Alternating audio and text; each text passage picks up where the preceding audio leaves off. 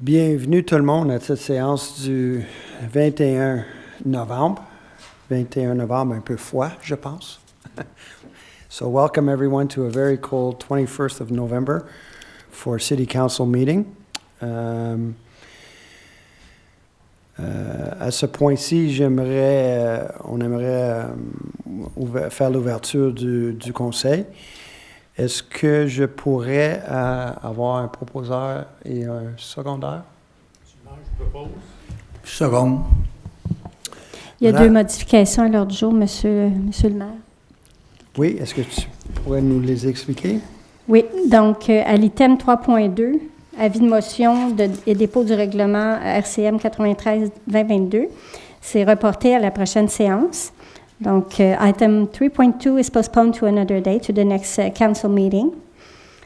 Et nous avons un ajout à l'item 5.10. En fait, l'item 5.9 actuel va être placé à 5.10. Puis à 5.9, on ajoute une subvention, demande d'aide financière par le Fonds d'aide et de soutien aux citoyens et citoyennes de Dorval. Merci, Mme Pierre. Avant de commencer, si on pourrait se lever pour un moment de silence, s'il vous plaît.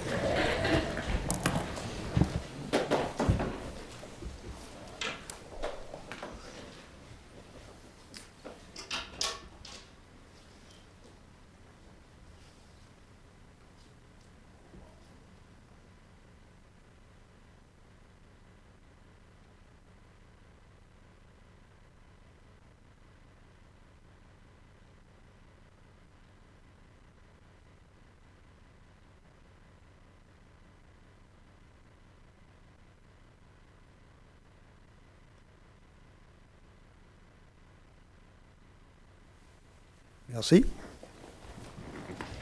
Pour l'adoption, c'était M. Lesage? Monsieur Trudeau, Monsieur Lesage. Monsieur Lesage, Monsieur Trudeau. Monsieur Lesage, Monsieur Trudeau. All right. Normalement, on ferait à ce point-ci la période de questions. Mais je vais commencer quelque chose un petit peu nouveau. Il y a des fois des mois où j'aimerais parler de différents sujets. J'en ai 3 ce mois-ci. Donc, si vous me permettez, ça va être un texte que j'ai préparé en expliquant les différents projets. Ça va aider la population en général et ça va aussi répondre à certaines questions ce soir. We're going to change the format a little bit, and maybe it's not every month, but for tonight, we're going to try it out, and we'll see where we go from that. And I get questions throughout the month, and I see that there's issues that concern people. Some of them are questions or multiple questions, or some of them are just something that I think would be opportune to discuss with the population. So we're going to take this moment tonight. I'm going to read a few prepared texts. And some of the points might answer some questions, and others, it will be the first time that we ever discuss them. So I will go ahead. So at this point, I'd like to just make a general comment on 2023 taxes. This has been an issue of concern for residents. And so I would say that at this time, all property owners in Dorval, be it residential, commercial, or industrial, have received their new property evaluations, and many have noticed that their evaluations increased from around 31% on average. This average is low when we compare to other municipalities on the island of Montreal. I will clarify that this is an average number, as a few residents will see increases over 50%, while others will see increases below the average range of 31%. Many properties will remain close to the average of 34%. So what does that mean for our residents? Firstly, the city will continue to prorate the 3-year roll over the 3 years, which really means that in 2023, the city will only tax on 1/3 of the increase of the evaluation increase. We can do this because our budgets are rigorously monitored and controlled with the view of saving for a rainy day. The rainy day has come, and with a healthy reserve, we will be able to minimize the impact of the new role and make sure that we only tax what is required to balance our budget. The Council is working hard to finalize the 2023 budget for December 5th. However, today, I can confidently state that our taxation increase will not be anywhere near the numbers that are being reported in the Montreal media. As we did last year, we will strive very hard to make sure that our residents are impacted as little as possible in the same way that we have done over the last few years, despite the $8 million increase in our yearly agglomeration payments. I encourage you to watch in the next few weeks our meeting that will take place on December 5th. It's a special meeting, and it will also be live broadcast as well. À l'heure actuelle, toutes les propriétés immobilières de Dorval qui sont résidentielles, commerciaux et industriels ont reçu leur nouvelle évaluation de propriété. Plusieurs ont remarqué des augmentations d'évaluation d'environ 31% en moyenne. Cette moyenne est faible lorsqu'on compare aux autres municipalités de l'île de Montréal. Je précise que ça s'agit d'un nombre moyen, car quelques résidents verront des augmentations supérieures à 50%, tandis que d'autres verront des augmentations inférieures à la moyenne. De nombreuses propriétés resteront proches de la moyenne 32 à 34%. Alors, ce que cela signifie pour nos résidents. Premièrement, la Ville continuera à repartir le rôle triennal sur 3 ans, qui signifie qu'en 2023, la Ville ne taxera que sur le premier tiers des nouvelles augmentations d'évaluation. Nous pouvons le faire parce que nos budgets sont rigoureusement surveillés et contrôlés dans le but d'économiser pour le futur. Le jour est arrivé où on doit serrer la ceinture un peu et avec bonne réserve, nous serons en mesure de minimaliser l'impact du nouveau rôle et de nous assurer que nous ne taxons que ce qui est nécessaire pour équilibrer notre budget. Ce conseil travaille très fort pour finaliser le budget 2023 pour le 5 décembre, mais aujourd'hui, je peux affirmer avec grande confiance que notre augmentation de taxes ne sera pas du tout proche des chiffres reportés dans les médias montréalais. Comme nous l'avons fait l'année dernière, nous travaillons fort de faire en sorte que nos résidents soient le moins touchés possible, de la même manière que nous avons fait ces dernières années, malgré l'augmentation de 8 millions de dollars de nos paiements annuels d'agglomération. Je vous encourage tous à regarder la réunion extraordinaire du Conseil le 5 décembre en téléconférence où nous approuverons le budget 2023 et le plan de dépenses en immobilisation triennale. If we have questions later on, feel free to ask. On the Bell property on Bouchard, a subject that has created a lot of calls in my office and emails. And I would respond the following. Back on December 6th, the weekly publication, Metro La Chine Dorval, printed an article about a developer wanting to build 800 residential units on the Bell property. Since that time, I have spoken with many residents and answered emails from people expressing their concerns and asking why a lobbyist was involved. Lobbyists are required by law today in the province of Quebec when developers want to build new projects within any given city. And this gives them the right to speak to both the administration and council, and for this they need to be registered with the government of Quebec. Lobbyists are not companies nor consultation forms. They are firms. They are individuals. I'm here to tell you that tonight that this property is presently frozen from development due to the RCI, or development freeze, that was placed on the triangle between Highway 520, Highway 20, and 55th Avenue, and on various properties along Heron Road, Dorval Avenue, Montreal Lachine Road, Rue Bouchard, just to name a few areas. Other than one project presently not under construction in Dorval, All approved projects are presently ongoing, and no new projects are presently in the works, including the Bell property. This freeze will remain in place for about 12 months, possibly longer, while we hold public consultations regarding the future development of these areas with our partner, BC2, who are a large urban planning consulting firm. It is important to note that this consultation, which will likely start in January, February, will include online polls, informational sessions, as well as participatory workshops. Lastly, I will state that the present lease on the Bell building will only expire in January 2026, and we expect that any new development will likely not start until the end of 2026, beginning of 2027. Le 6 octobre dernier, l'hebdomadaire Métro La Chine a publié un article sur un promoteur parlant de construire 800 unités résidentielles sur la propriété Bell. Depuis ce temps, j'ai parlé à nombreux résidents et répondu à des courriels de personnes exprimant leurs préoccupations et demandant pourquoi un lobbyiste a été impliqué.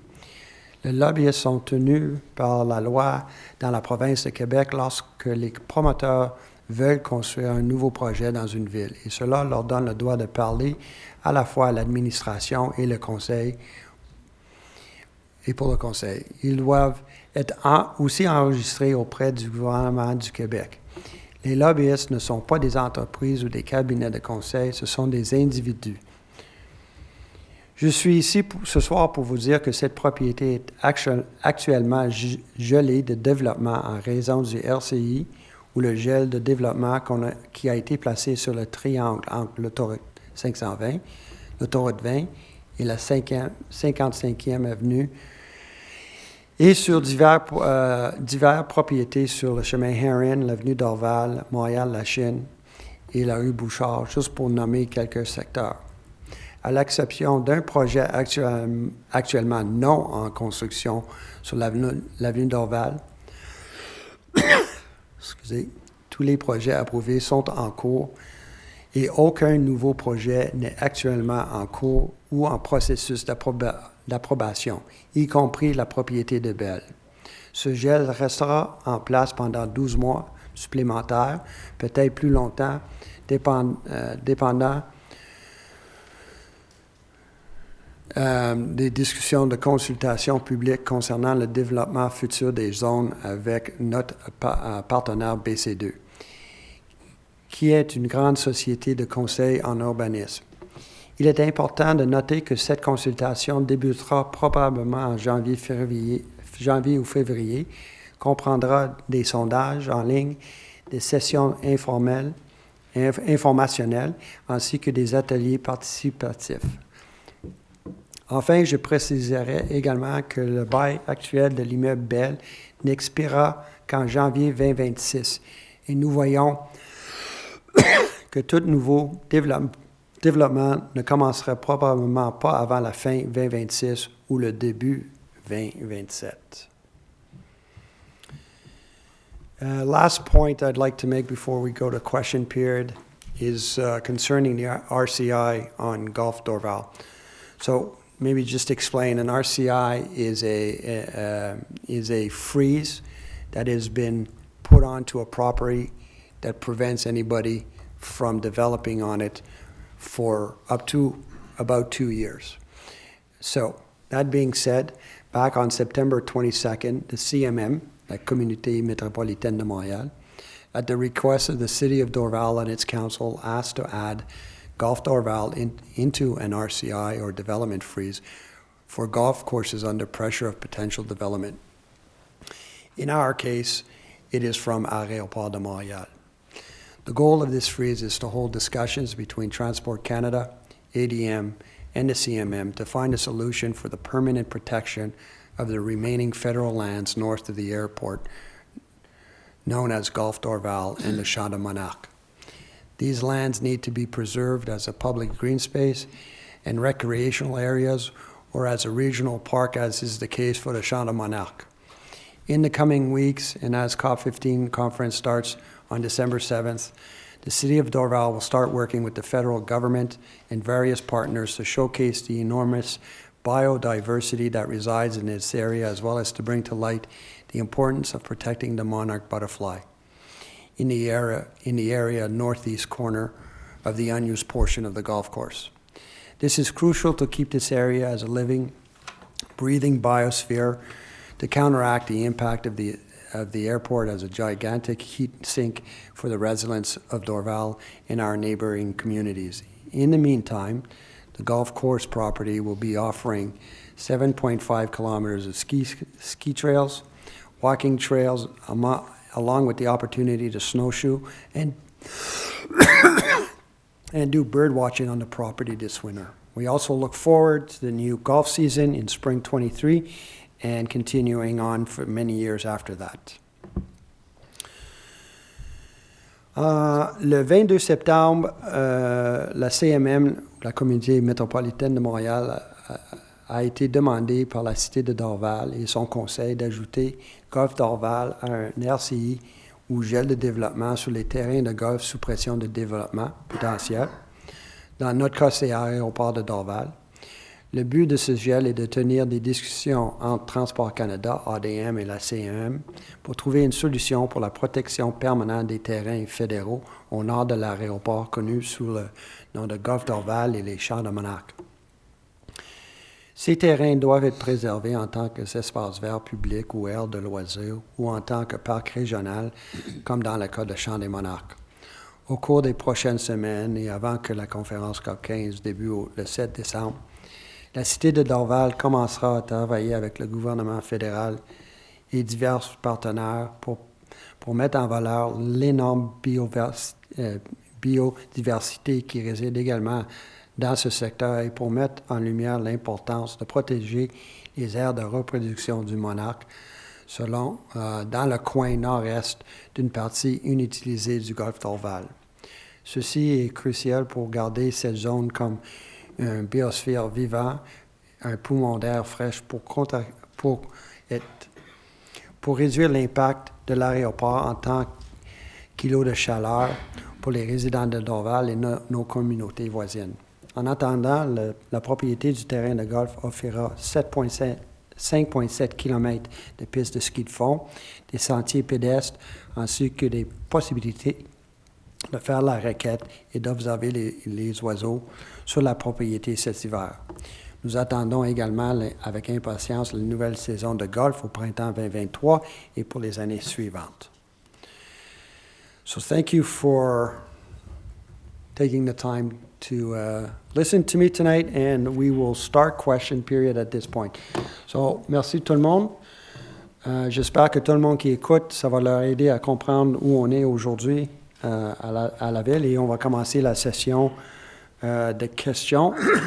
Est-ce qu'il y a quelqu'un qui aimerait poser une question? Moi, j'en ai reçu 12 du public. Je vais les faire, mais si quelqu'un a besoin de quitter tôt, peut-être là, c'est le temps de poser votre question en ligne, si vous n'avez pas envoyé une question par courriel.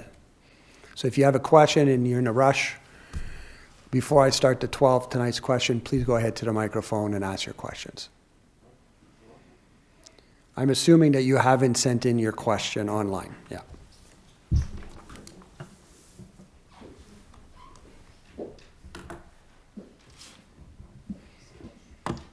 J'ai besoin de votre nom et votre adresse, monsieur, comme normal.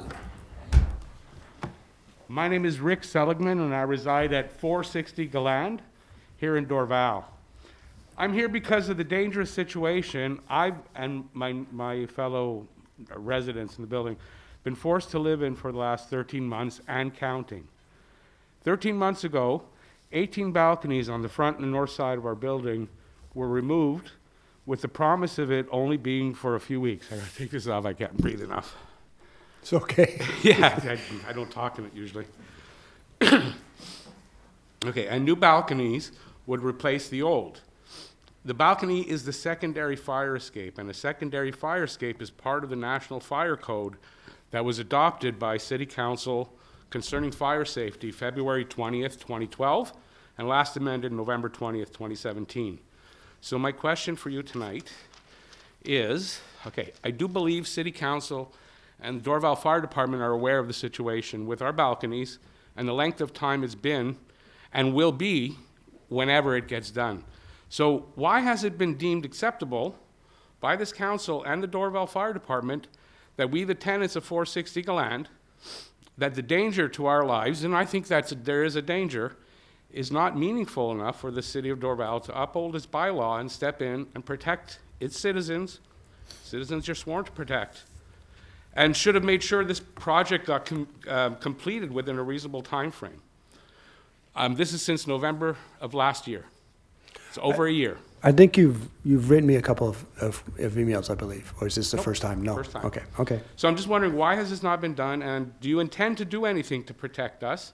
And why were no permits issued and in view when the work started last November? Okay. So I do understand your preoccupation. It's a situation that the city doesn't normally see. Usually it goes a little bit smoother than what's going on there. We are very much aware of the situation. I don't think we do go through many weeks between when I have communications with the administration and make sure that everything is being done in the manner that it should be done. Is the owner of the building helping the situation? Not at all. I agree with you 100%. I know that we have inspectors that go regularly on site. I've discussed this with our Director General. I've discussed it with our Director of Urban Planning. The inspectors are going as soon as someone, we're going ahead of requests from me and with requests of me. We want to apply, and we will apply, and we have applied all of the permits. They all have, he has the right to do the renovations that he's doing. He has all the permits to do so. It's just that he is not a cooperative fellow and making life, I would have to say, a little bit miserable for everybody in that building and around that building. I believe it's 4 buildings. 7. Well, there's 7? There's 5 right now, and 2 haven't really been touched yet, but they Okay. have 7 there. Yeah. So, yes, we do have them on a tight leash. As soon as we see things, we try to deal with them. Very difficult case. Maybe I'll just ask Monsieur Rouleau if he has anything to add. He may or may not. On est au même endroit que vous. Yeah, so that's where we stand right now. We're just keeping as close of an eye on him to keep him online and to keep him moving forward. Right. I encourage you, though, to contact me if you see anything. I do. I keep my eye open. I'm a videographer, so I kind of keep tabs on everything, and I've got, so yeah, I will, if I have to, I will contact you, but I haven't as of yet. Please, I know there are others in that area, and in some cases, we've even, we've had the city help out a few residents who have had very specific problematics with mobility in that area, and we listened to what they had to say, and we've been out there defending their interests. So keep me aware of the situation, and that's the best we can do. We'll put pressure on them as soon as someone reports something unusual. Thank you for your time. You're very welcome. Anybody else who didn't send in a question?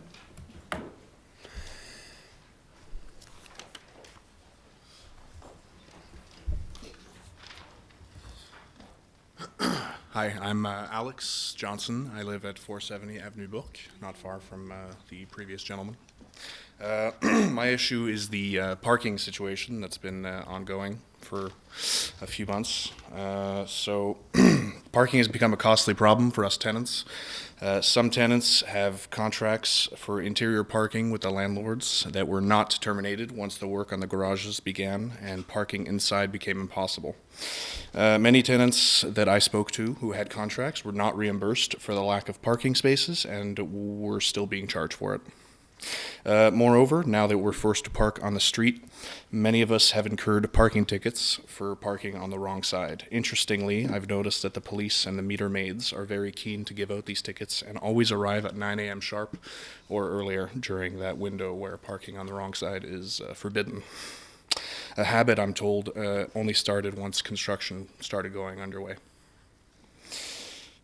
So, another problem that has exacerbated our issue with the parking is the St. Ad's Academy, the school on the corner of Bourke and Victoria, I believe. Work on the corner of Bouchard's. Yes, that's it.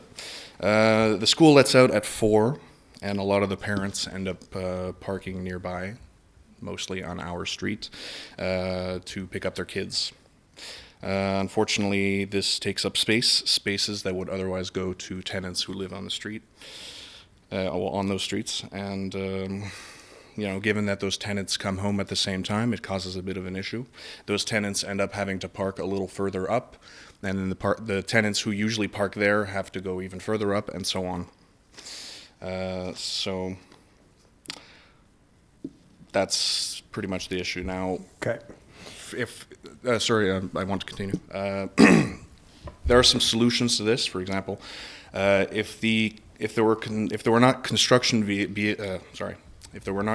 vehicles blocking the back parking lots, or if other parking lots were not fenced off, or if the passageways to the back parking lots were not obstructed by destroyed rubble, then we could remove 60 cars off the street.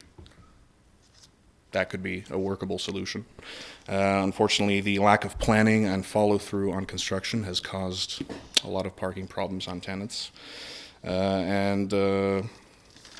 My questions are, will the city grant us leniency to park where we want without tickets? Will the city or landlords reimburse or forgive the parking fees that we've incurred? And finally, will the city implement any other kind of working solution if the ones I elaborated are not in the cards? Fair. Okay, so I understand you're problematic. Let's start with, your indoor parking solution. That's very difficult for the city to manage. I mean, if we're not responsible for the contracts between you and the landlord for the parking inside the building. At that point, I suggest that you speak with the landlord and I think probably the rental board. What the city can try to do, and you're asking me to, on one hand you're saying you're asking me to control parking, but on the other hand you're asking me to be lenient on the parking. I can tell you that I myself have asked the administration to be somewhat lenient. We had an issue on Thanksgiving and we took care of that situation. Everybody who received parking tickets on Thanksgiving Day, they were pulled back or not sent for processing. So I do understand everybody's concern in that area.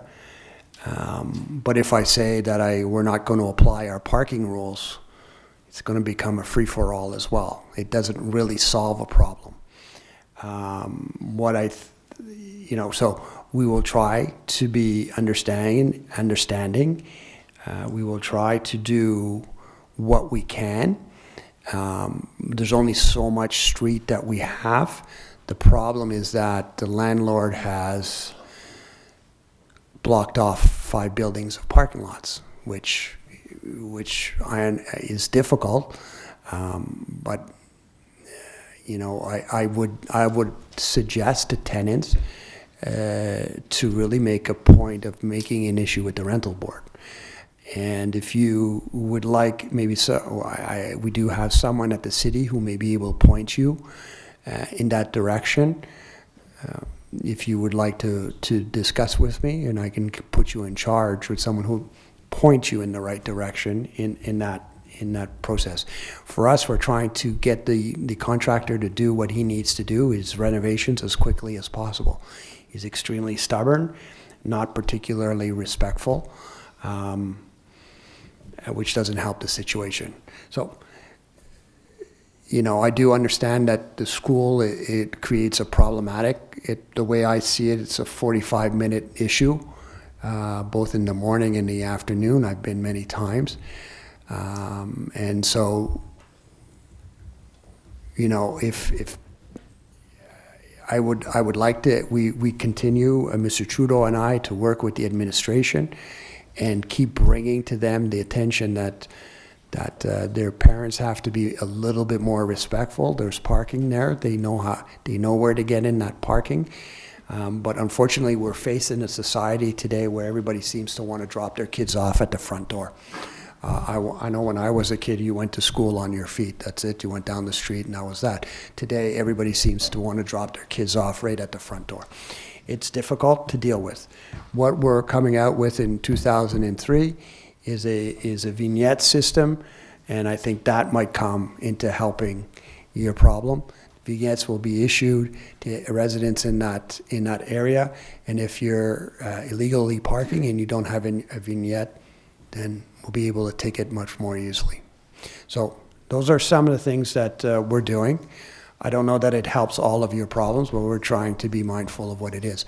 But to say that we're just not going to apply any tickets, I don't know that's to the benefit of everyone. We'll try to be lenient, but if we say we don't do it, then everybody's going to go park overnight all over the place. Okay? Does that answer the question? Okay. Feel free to call me if you want a little bit more information.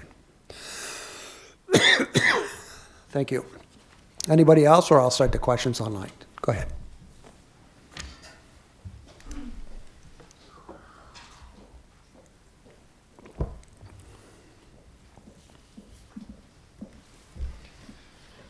Good evening. One of the tenants... Name and address, Linda, please. Thank you. and I live at 470 Bork Avenue. I am another tenant there in one of the buildings. One of the tenants was supposed to be here tonight. She couldn't.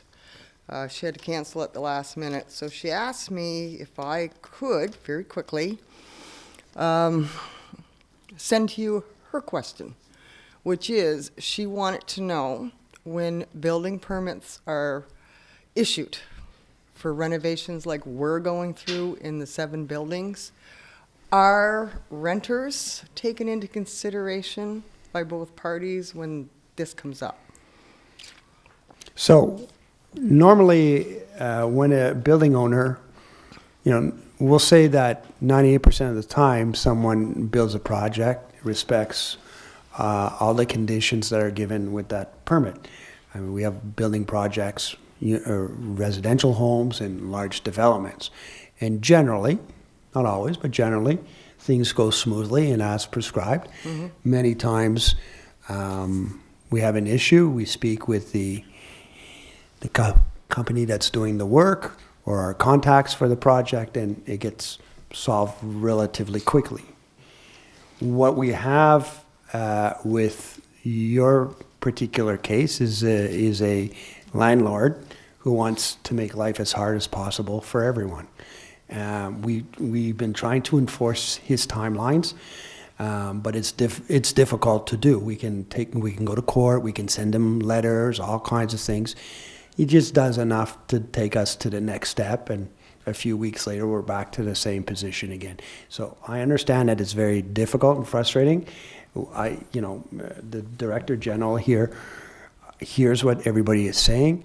We will go back to urban planning and we will make sure that everyone's preoccupations are known, and we will continue to be vigilant, and possibly we'll need to even do more inspections than we're doing to keep him on his toes.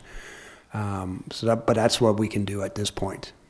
Yeah, the second part of her question was with building inspectors, there are known code violations that we were told by the building inspector that came and keeps coming and checking our building, yet nothing is being done by the building inspector's office to correct those code violations. Okay, well, that would be a little bit worrisome.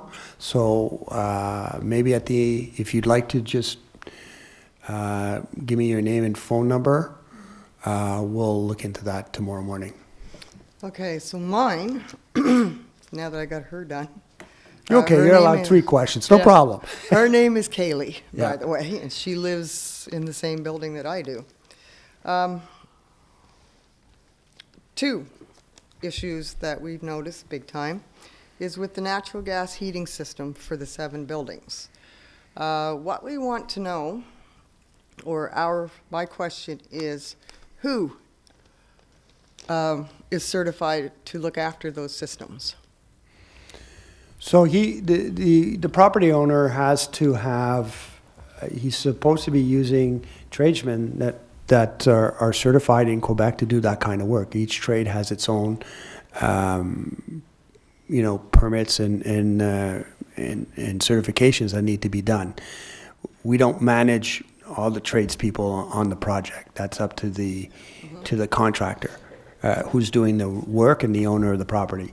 Should we find at some point that there is something serious that's not within norms, then we can certainly, communicate that to the building owner for review with his contractors. The only reason I brought it up is, can a regular plumber who may not be certified or trained to work with the natural gas heating system be able to work on it? Because we do have one that does. If you're concerned that there's something not being done properly, I would suggest that you call the fire department and let them know. They have qualified people who can look into that, especially if it's natural gas. Okay, so my second question is fire prevention, actually. Basically because we haven't had a fire inspection since 2019 under our old landlords. When we have a power outage, neither the central building fire alarm is working, or the emergency lights either. It's usually at night when it's dark, the hallways are dark. Tenants have to use cell phone flashlights or flashlights in order to navigate stairwells and halls. Our fire extinguishers are due for inspection, 4 of them, in January 2022. The one large one that we have was last inspected June 2010. So therefore, we have no backup system at all for the emergency lighting or the central system. Tenants have not had their carbon monoxide or fire alarms tested. 2 of the tenants in the building have no smoke detectors at all. Their carbon monoxide detectors were painted over, so we're not even sure that they work. So we decided as tenants for the 7 buildings, how can we get a fire inspection done? Because even though we have talked or emailed, a couple of tenants have emailed the landlord, we get no response. So we would like to take it upon ourselves to get a fire inspection done. So are you calling the fire department, or are you asking the landlord? We have tried fire prevention, and nobody picks up the phone. 3 of us tenants have tried calling them. Landlord does nothing about it. We have sent emails and stuff other tenants have and got no response. Okay. Or no reply back. Monsieur Rouleau maybe just wants to add something here, but I would ask you to communicate with us tomorrow morning, and we'll see how we can help you in this. It's not acceptable. That's what I was going to say. We'll make sure someone comes to your house Yeah. and make the inspection on all of the buildings. Yeah, it's a safety concern for us because, like I say, we're not even sure if the smoke detectors actually work. Some of them have the older smoke detectors that are battery operated. Okay, we'll And- make sure that we can deal with this tomorrow. All right. Okay, thank you. Give your name to Mrs. Salvin and phone number, please. Okay, Mr. Pellicer, you want me to read your questions? This lady's concern, I would suggest you contact the Régie du Bâtiment du Québec, which certifies the trades that work. Good point, thank you.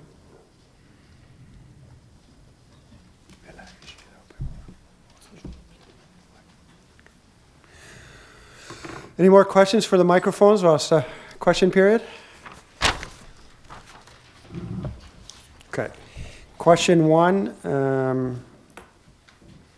question 1 vient de Madame Dagenet.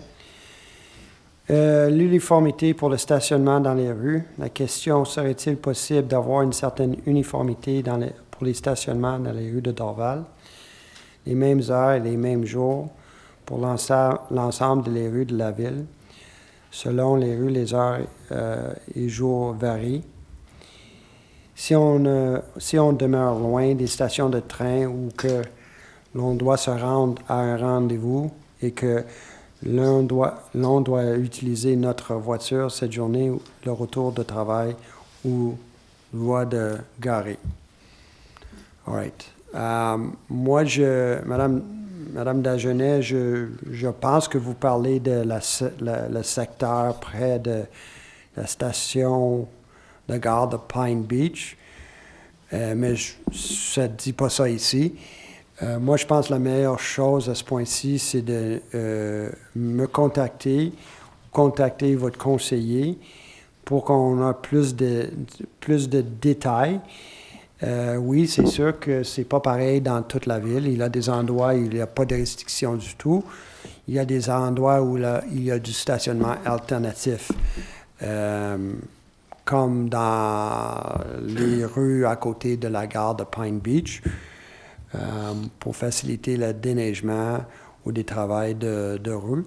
Et il y a d'autres où c'est, comme dans le village, c'est restreint à 2 ou 3 heures, 1, 2, 3 ou 4 heures, dépendant de son emplacement, pour faciliter le va-et-vient de consommateurs pour le village, qui magasinent dans le village. Donc, je pense à ce point-ci, je ne peux pas vraiment répondre à la question. Je préférerais que vous m'appellerez au bureau et on en discutera dans les jours qui viennent. Monsieur Von Reitz, est-ce que vous pensez que cette madame demeure dans votre district? Vous n'êtes pas sûr? Oui, je sais qu'elle demeure dans le district 5, mais je pense que votre réponse traite soit qu'on cherche d'autres précisions, mais Oui. je pense que c'est plus ou moins ça. Madame Dagenet, appelez-moi ou appelez Monsieur Von Reitz. Merci pour votre question. Monsieur Momoni, est-ce que vous êtes dans la salle? Non, je pense pas. So, number 2 question from Mr. Momoni. What defines Dorval and other cities besides its airport?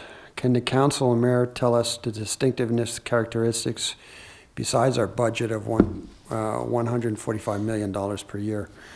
Mr. Momoni, I think it's a fantastic community in that, I tell people that it is a village. Dorval is a village.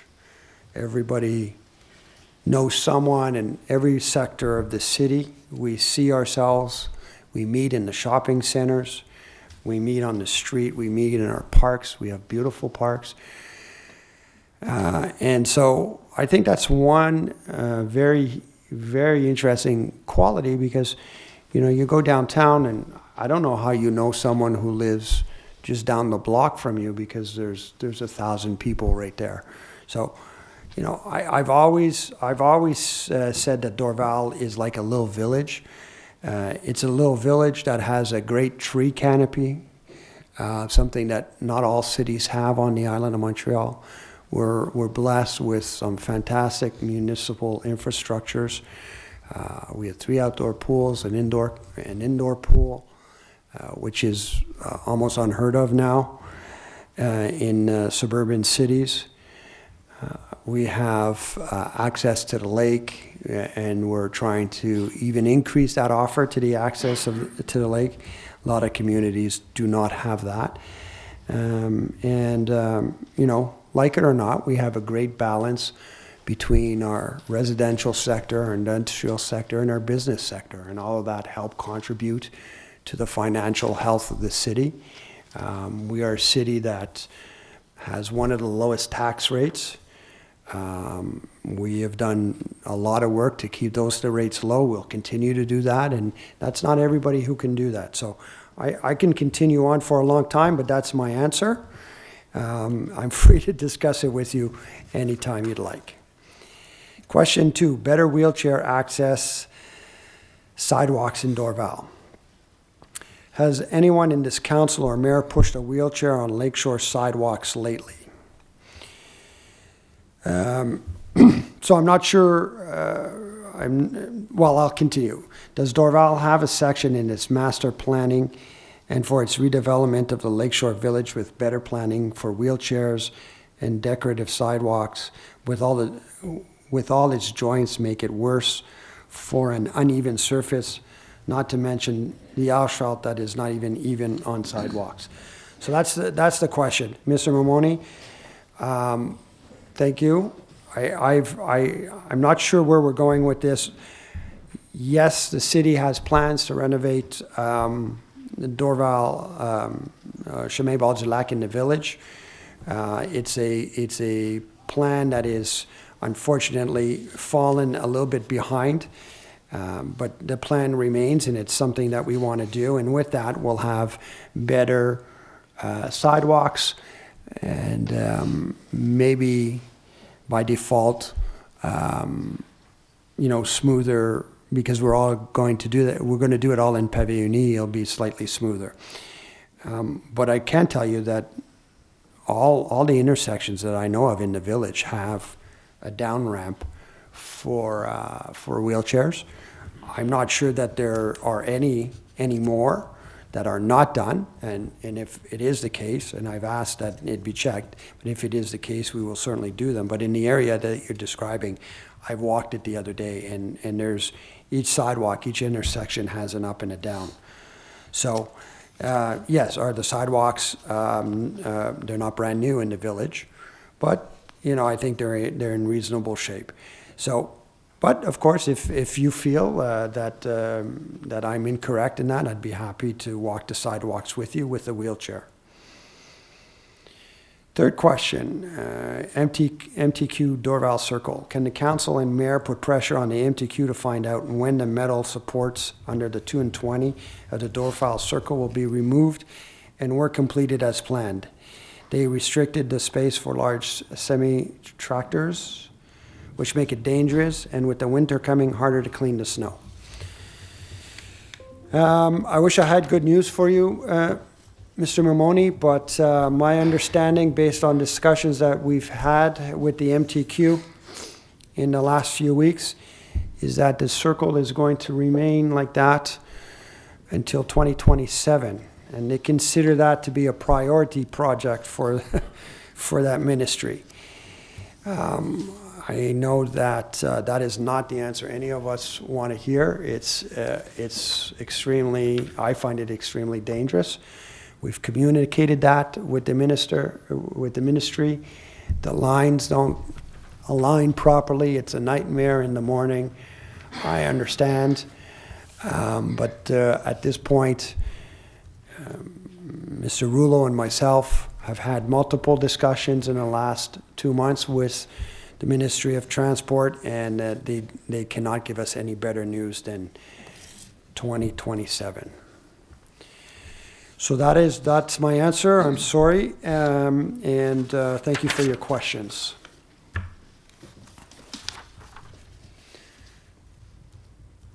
Question number 3 from Angelo Liberta. Overnight street parking, question 1. On our street, Avenue Campbell. Oh, come on up to the microphone. Oh, I'm sorry. Go ahead. Go ahead.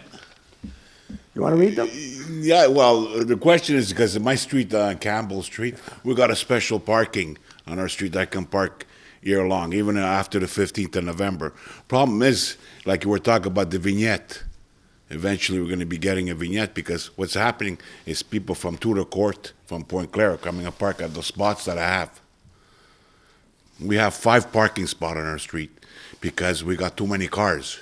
I got 4 cars, and I got 3 parking spots on my driveway. So where am I going to put the extra one? Is your extra one a truck?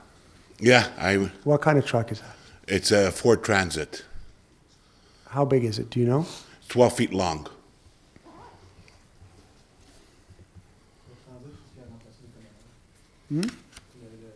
Okay. Is there a day this week I can come see you? Yeah. And we can have a look? Yeah, sure. I Yeah? can prepare you a coffee for you too if you want. Oh, you said the magic words. No, because that's my other question for the truck.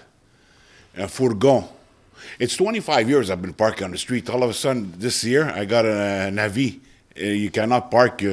I've been parking there for years and years. All of a sudden, I get an avis. You can't park on the street anymore. Well, the bylaws, and this is why I would just prefer to come see you. The bylaws say that you can't park a commercial truck on the street overnight. Those bylaws have been there forever. Okay. We have public security, and like all businesses, and like in this city, people come and people go, and Yeah, but the people who give out the tickets, they apply the bylaw as it is. They don't Right. know the particular, if there was something that was arranged specifically for you, they're not aware. So I think the best thing to do at this point is just for me to come over and meet with you. Okay. I understand. I know the area well myself. there's another thing, because my office is my house. Mm-hmm. It's not that I have an office, right? My home base is my house. Mm-hmm. So, I understand. okay. Yeah. So Thank you know what? If you want to call me at the office tomorrow, and Yeah. we can set a date this week, whenever you're free. No problem, yeah. And we'll come up, and maybe Monsieur Leroux will come with us too if he's available. Good. Good? Very good. Thank you very much. All right.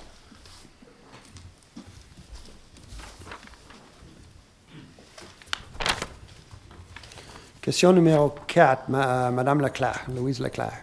Dans la salle? Le 200 Bouchard. Est-ce que vous avez d'autres questions? OK. Écoutez, on va avoir... Je vais expliquer vite pour tout le monde. Là, tout nouveau développement, comme j'ai dit, il reste un terrain qui va être développé début 2023. Après ça, des gros projets comme on voit sur l'avenue d'Orval,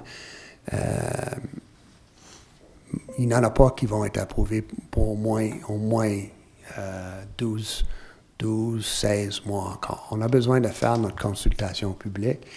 Fort possible qu'on va commencer le processus avec un sondage en ligne avant la fin de l'année. Mais même si ce n'est pas pendant le mois de décembre, je parle de sondage en ligne, là, pas des consultations publiques. Au pire, on va commencer en janvier. Puis on va avoir des sessions où le monde pourra venir. Il va y avoir des sessions de travail, des workshops en anglais, où le monde, ils vont présenter des sujets et le monde se met en groupe, en table. On divise une salle de 40 personnes dans 5-6 tables. Et là, ils ont des discussions sur différents sujets. On va avoir de la documentation, fort probablement aussi, le sondage, et on va aussi consulter avec différents groupes dans la ville. Donc, tout ça, c'est d'essayer de trouver un consensus pour ces gros projets-là. Venir dire qu'on ne va pas rien faire, ça on ne peut pas faire ça. Qu'est-ce qu'on veut éviter? C'est les grosses taux. On essaie de limiter autant qu'on peut. Et on sait qu'il y a un consensus à peu près dans les 8 étages, dans ce coin-là. Je pense que l'important, c'est qu'on a des consultations avec le public, puis ils nous expriment qu'est-ce qu'ils aimeraient faire, qu'est-ce qu'ils aimeraient voir dans ce projet. Est-ce que les projets ont besoin d'un petit parc? Est-ce qu'ils ont besoin d'un environnement spécifique? Est-ce qu'on a besoin d'avoir des pistes sur le terrain? Quel accès à l'autobus qu'ils ont besoin, la mobilité aussi. Donc, ça, c'est tous des sujets qu'on va parler. Ça se sent bien. Mais le développement de cet édifice, on en a pour un long petit bout, un bon 3 ans. OK? Question 5, Robert Messala. Bonjour, Ça va bien, Robert? ça va bien, vous-même? Très bien, merci. Alors nous, je représente Vélo d'Orval. Oui. Vous savez, Vélo d'Orval existe depuis 27 ans. Oui, oui. Et Je vois puis- mon voisin de l'autre côté de la rue, lui, mais son épouse, il sort tout le temps. Bon, voilà. Alors, on a des recommandations par rapport au plan de développement cycliste de la ville de Dorval. Puis on voulait déposer ces recommandations-là. OK. Est-ce que tu veux les déposer? Parce que moi, je suggérais, parce que là, le conseil, on veut répondre des questions, on a besoin de faire le conseil. Moi, qu'est-ce qui m'intéresserait plus, c'est... moi, je suis nouveau maire. Vous autres, vous êtes nouveau en présidence aussi, non? Non, je suis vice-président, mais j'ai été président pendant 3-4 ans. On ne s'est jamais rencontrés. Moi, j'aimerais vous rencontrer. C'est ça. Avec 2-3 membres de votre conseil. Vous pourrez nous présenter ça. On va aussi vous parler un peu de l'étude qu'on va faire sur les pistes cyclables qui s'en vient pour 2023. Discuter où on veut aller avec ça. Et entre nous deux, je pense qu'on peut développer quelque chose d'intéressant à Dorval, quelque chose que dans le passé, on ne voulait pas vraiment réfléchir là-dessus. Là, on est prêt à vraiment développer quelque chose pour nos citoyens. Moi, je trouve ça très positif et on va être heureux de vous rencontrer parce que ça prendrait un petit peu de temps de vous présenter chaque recommandation ici ce soir. 4-5 heures, c'est correct? Comme vous voulez. Alors, on s'écrit ou on s'appelle? Si vous pouvez appeler l'hôtel de ville, Madame Bérubé, si je suis libre, elle va me passer le téléphone. Sinon, elle peut arranger un 2 heures avec votre groupe dans cette semaine ou la semaine prochaine à votre convenience. Très bien. Excellent. Alors, je remets ça. Merci. Si je peux me Ça, vous pouvez amener ça ici en avant. Si je peux me permettre, M. le maire? Oui? J'aimerais vous féliciter pour le vélo à Dorval. Le vélo, c'est pas juste un loisir, c'est du déplacement. Il y a 600 000 cyclistes au Québec, à Montréal, pardon, qui se déplacent. Ça a augmenté de 20 %. Donc, votre apport est très bienvenu. Puis surtout, votre expertise. Ça fait longtemps que vous êtes là. Fait que vous êtes les bienvenus. Puis moi, je suis un cycliste. J'ai changé aussi. J'allais au travail qui était à 6 km en auto. Puis là, j'ai décidé d'y aller en vélo. Alors, ça influence. Vous avez une grande influence sur la ville. Continuez. Puis vous êtes une belle organisation. Merci pour vos commentaires futurs. J'aimerais bien les entendre. Prochaine question de M. Pellissard, Fernando Pellicer.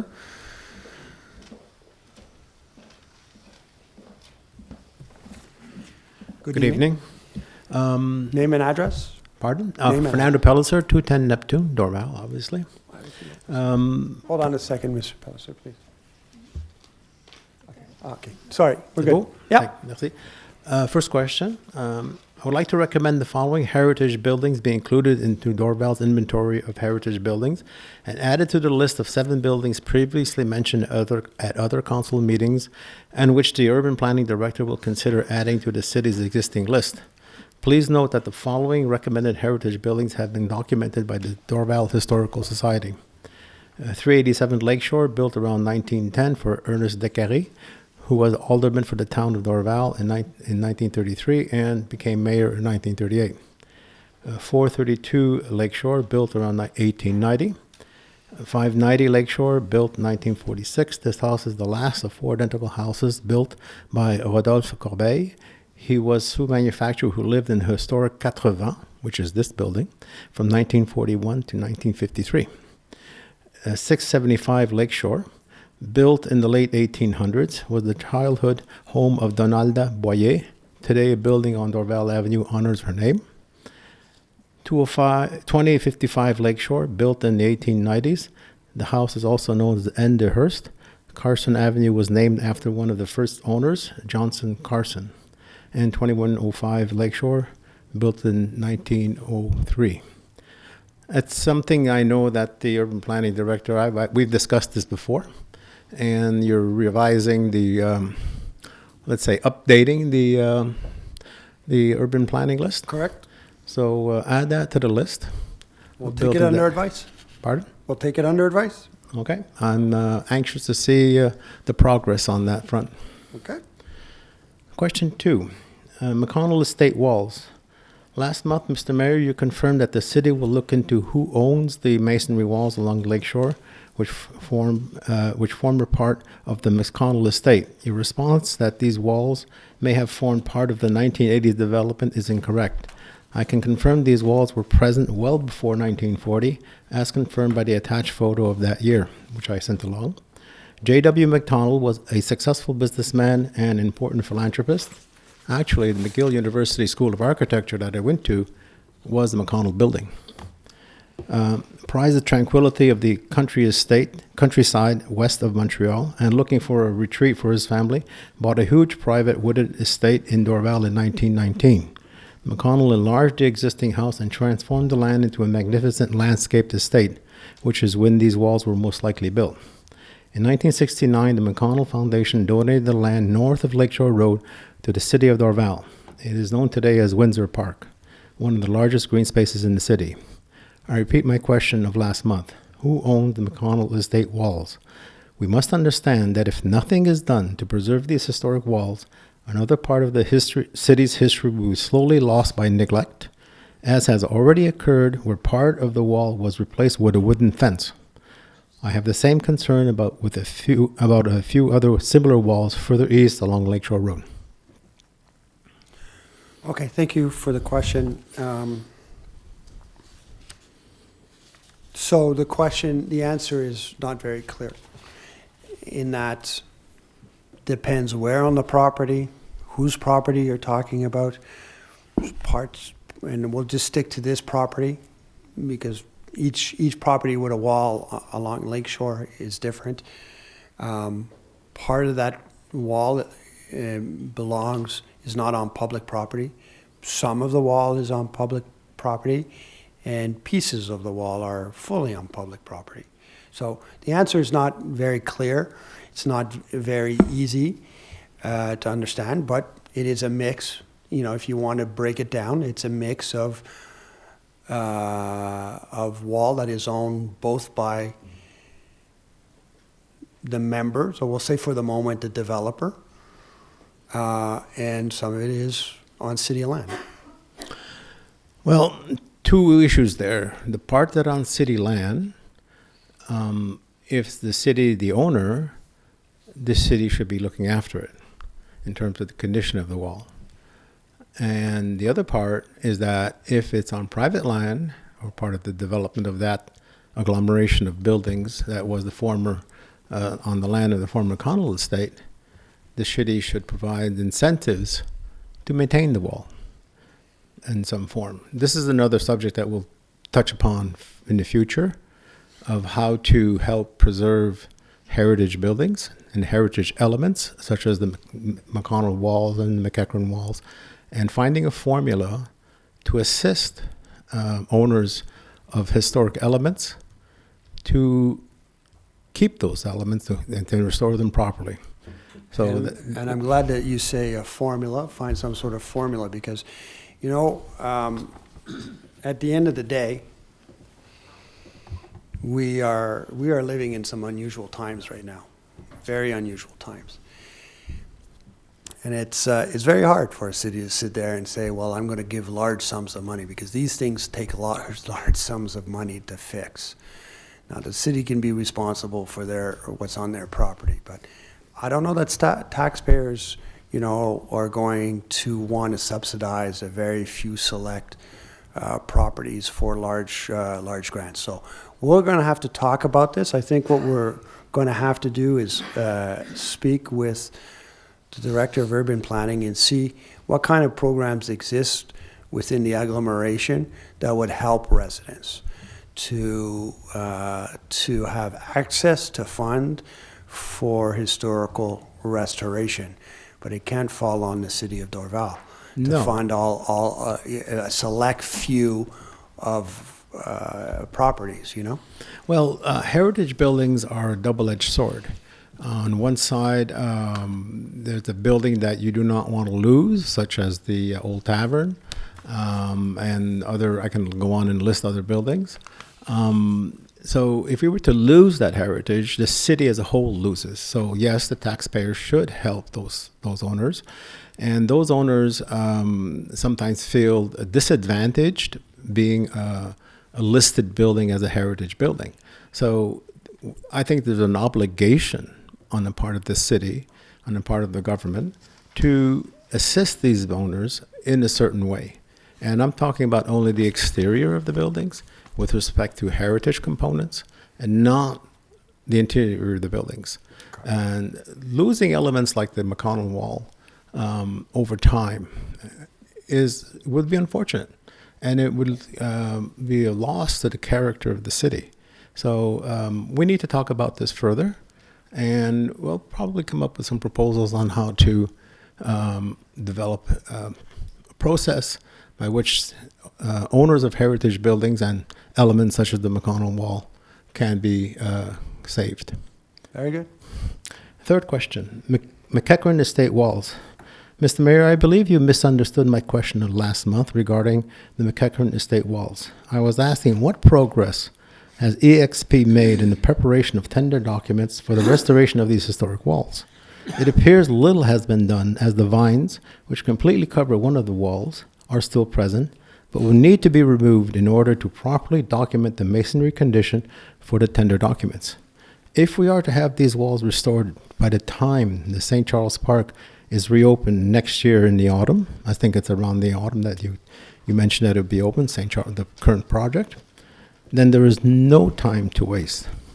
My question is, what is the state of the tender documents required for the restoration of the McEachran Estate Walls? Okay. So I want to be clear here. There's no tender documents for the restoration of the wall. There's tender documents for phase 2, which is the entranceway from the corner of the street, Baudselac and St. Charles, into the park, okay, which include the wall. I was hoping that it would be this month. We would approve them. I'm hoping to see them next month for approval like council. And that's not just the work of the wall. I want to be very clear on that. That's for the pavillon, that's for redesigning the entranceway, it's preserving the wall, it's doing the landscaping into the entrance of the park.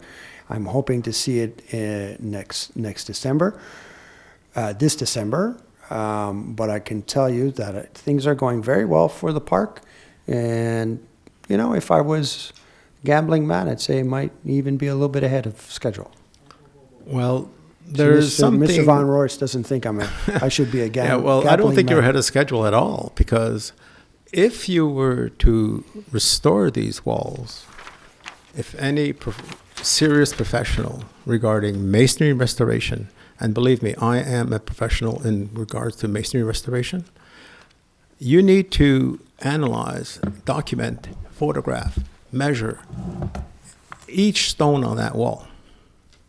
That clearly has not been done. Well, it hasn't been done yet. No, it has not been done.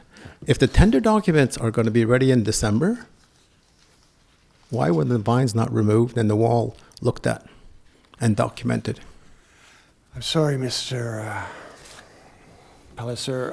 I'm really worried. I'm not a mason, so I can't answer the Okay, question. well, look, I'm very worried that what will be done on those walls will be regrettable. If the condition of, if the tender documents don't specifically talk about how to restore that wall and which stone to replace, which stone to keep, and I'm talking about each individual stone. Okay, I restored Marché Bon Secours. I can tell you there are roughly 55,000 stones on that building, and I looked at each one of them individually. To document the condition of a wall, you need to look at it, measure it, photograph it, to take surveys of it, and identify which stone to replace and which stone to keep. That has not been done. I don't know what kind of tender documents are being prepared, but if the condition of the wall, if the tender documents being prepared now are not professionally done, then what may happen is that we lose a significant portion of that wall. Okay. Well, that's your opinion. Not opinion, it's professional opinion. Well, we have professional people, so, you know, what can I tell you? we don't, I'm telling you that the project is on track, and the wall will be done when the park is open. I'm keeping a close eye on that. Okay. Thank Thank you. you. Question number 7, Monsieur Michel Espérance. Bienvenue.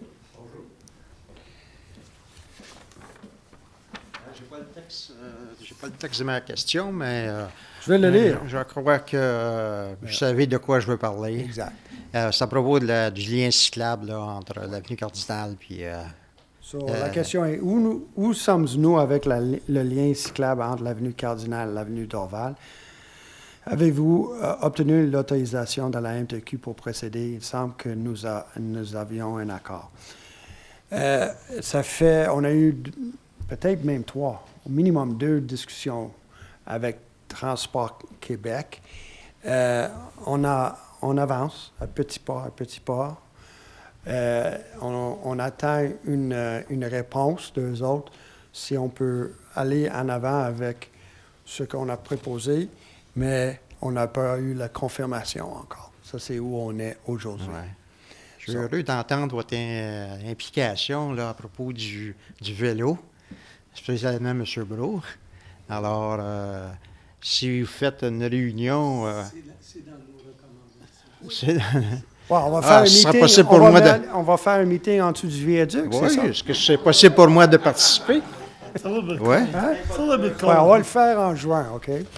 Ouais. Oui. Fait un peu froid aujourd'hui. Alors, je veux dire, de quoi vous parlez, la visite? Là? Non. Mais sérieusement, là, on continue à mettre la pression sur la MTQ. Et j'espère qu'on va avoir on a un autre projet pour ce coin-là aussi. C'est la signalisation de comment se rendre du centre du Lévesque à l'avenue Dorval. Les 2 projets maintenant sont dans les mains de la MTQ. Les 2 projets sont importants, puis on veut avancer là-dessus. Ouais. Mais je pense que c'est très difficile à mettre une date parce que ils travaillent à... C'est possible pour moi d'avoir un suivi? On va faire le suivi, on va continuer à faire le suivi. Oui, peut-être. Je sais pas, ça ne doit pas nécessairement venir de vous, mais ça peut aux employés. Là, On peut leur relancer cette semaine. Pas de problème. Ouais. Mais on continue là-dessus parce que, comme je dis, on a un autre projet qui implique le même trajet, puis on veut compléter les 2 ensemble. Oui. Eh bien. OK, merci. OK.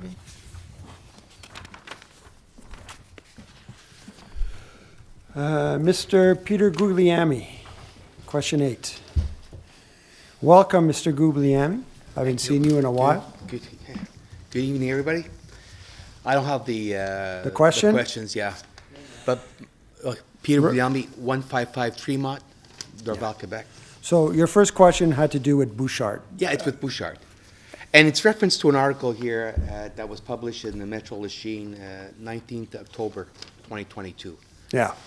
And it's a third paragraph here. Changement de zonage nécessaire.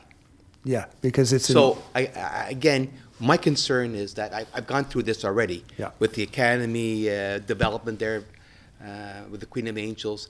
And at that time, the zoning was changed, but it was because of Montreal densification. We're close to the airport, the train, all this stuff there.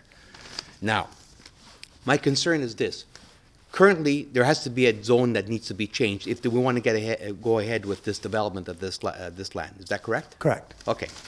So, is the council going to come? I know you've said you're going to do we're going to have a consultative process. That. Yeah. But are you going to assure me that we're going to have a referendum here with the eastern part of Dorval citizen about this is a major tract of land? Yeah. Here we're trying to put the cart before the horse. We have to have the discussions, okay? We have to have a vision of what residents would like. And you know, leaving it as an abandoned property serves no one. No. And having 800 doors serves no one either, okay? We can all agree that 800 doors is too much densification for that area, okay? But somewhere in between those two, nothing and 800, we have to find a compromise. This is a very unique property because we're going to have an opportunity to work with a developer here where... Well, sorry to interrupt you. Put single homes. You won't have a problem there. Zone it for single homes. And you know what? Right now, what I've seen in development of Bouchard, the traffic jams there, it's unbelievable. Do you really think that property could take more condominiums? Well, With what we're seeing right now? Mr. I hear some people have to park on George V. They're living on the north side of Bouchard. Mr. Guglielmi, I mean, I've been there many times in the last months for... Well, don't these Velos guys, don't drive a bike there on Bouchard. That's very dangerous. There's not much room there. Okay. There's not much room over there. We have a little path on part of the road, on part of the Path. side, eh? You're not talking about the sidewalk. You're not including the sidewalk for the bike path, are you? Okay. Mr. Guglielmi, let's not joke. Let's be serious for a second. I'm serious. 45 minutes in the morning, we have a problem with the school. 45 minutes in the afternoon, we have a problem with the school. At 1 o'clock in the afternoon, there's hardly anyone on the road. You can't tell me that the traffic is worse today than when we had 1,200 cars driving in the parking lot of that building 3 years ago. I tell you the traffic is worse. I don't agree with you. Whatever. We disagree. Okay. It's very bad now. Very congested in Bouchard. Okay. Okay, so at this point, the process that we're going to have in the next 12 months is a process to find a solution on how, and I'm going to use densify as a word, because no one's going to buy that property for what it's worth to build 20 houses on it. Houses will cost $10 million each. No, So hold on. You're not going to tell me that you can't put more than 20 homes there. Now you're being a little bit jokey here now. well, you're being No, the same. I think no. You said not 20 homes. Okay. Okay. You know. Okay. I just think that you can't allow condominiums to be built on that tract of land. Period. Okay, so that's a point of view. Come to the consultation. Yeah, and I think that has to be consulted. And bring that up. That's my opinion. Yeah. But that needs to be consulted with the eastern part of people that live in Dorval. Look, we'd like to see a little bit more densification. I'm not talking about 800 doors. I'm not talking about 12-story buildings, but we have some unique opportunities with that property. We can have that size of property with green spaces. We can have a discussion with the developer to bring back to the surface the Bouchard Creek, which I think would be a fantastic opportunity to renaturalize that area. It will also create a buffer zone between the houses that are on both sides, to the back, to the south, and to the west, in creating a huge buffer zone of up to 30 meters, maybe possibly even, renaturalize with greenery and trees. I think we have that opportunity. And I hope that citizens will come out and discuss, the fact that nothing and 800 are the two extremes, and somewhere in the middle, we can come up with something that benefits Dorval, the neighbors, and the community as a whole. Okay. Not very comforting. Pardon? That wasn't a very comforting answer. It wasn't? What I want the city council is to consult with the citizen on the major development here, this tract of land. That's what And I'm that's asking. what we're promising. But you should have a referendum on this. Okay. Do you have other questions? That's, We gotta look at that question. okay. Mrs. Glodicki, Mrs. Teresa Glodicki, you're not in the room? No. Question number 1, please clarify item 4.13 on the agenda. 4.13, Mrs. Glodicki, is the city that is acquiring a piece of a corner on Hymas and Andre. It's a four-way, today, that street, Andre and Jaimes, is a four-way intersection with stop signs, and we would like to put up lights to better control traffic, and to put up lights, we need to buy a small parcel of land so that we can put the structure on that. So this is, I believe, the second purchase of a little corner of 4 potential purchases that we're going to make. Third one? Third one. I apologize. So that is 4.13. Are there any maps available showing how the water flows from the southern side of the Bell side to the Bell side where it runs through Bell? If so, can I have a copy? While walking, I noticed someone had thrown a tire into the creek on Lakeshore. It is clearly visible from the southern side. Is it the city of Dorval that would remove it? Mrs. Gladicki, the tire is already gone. It was picked up earlier today.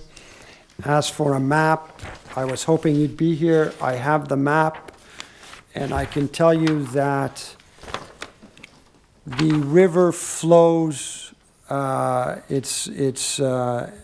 it crosses Bouchard and cuts onto the Bell property, it goes along Bouchard Street and then towards your street, and the pipe then turns down parallel to your back lot, your back fence, and it's about 16 meters from your back fence. So I have the chart. If you'd like, we will email you the same thing tomorrow.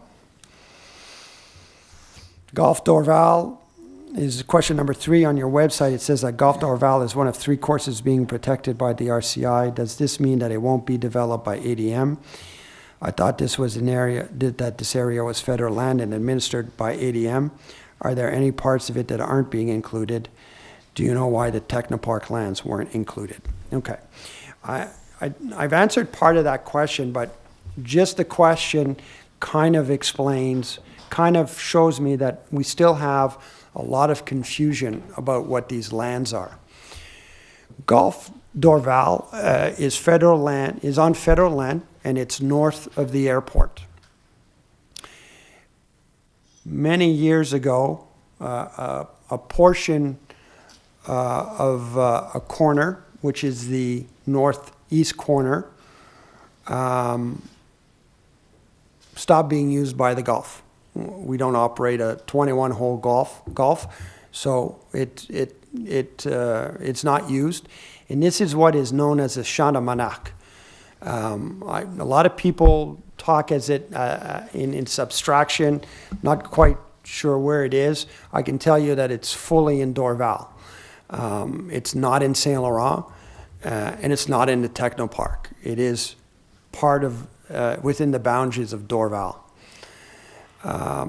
So what are we doing here? Well, this council asked the CMM to protect the golf course from any further development. We know that ADM has been chipping away at the property, for which they have full right to do so. But I think today we're at a crossroads as a community. We have a green space that provides recreational activities, namely golf, during the summer, but last year we opened it to winter activities with cross-country skiing, snowshoeing, bird watching, just plain walking. It's a lovely place to go in the winter. This year we're extending our offer for cross-country trails from 2.2 to 5.7. That is going to be wonderful for everybody. We're going to have trails that are going to be maintained both on Saturday morning and Sunday morning, which is different from last year. Last year we did them during the week. If we had snow, if we had a lot of wind, the trails were not in great shape by the weekend. This year we're going to have trails manicured twice on the weekends. I think as a community we have to make a decision here, and that decision is let's protect those lands from further development. It is a comment dire, un poumon vert that counteracts the pollution that comes from the airport. And I don't see how anybody would be against that. We're not closing down the golf course. We would like to have discussions with the federal government on a long-term lease, anywhere from 50 to 100 years.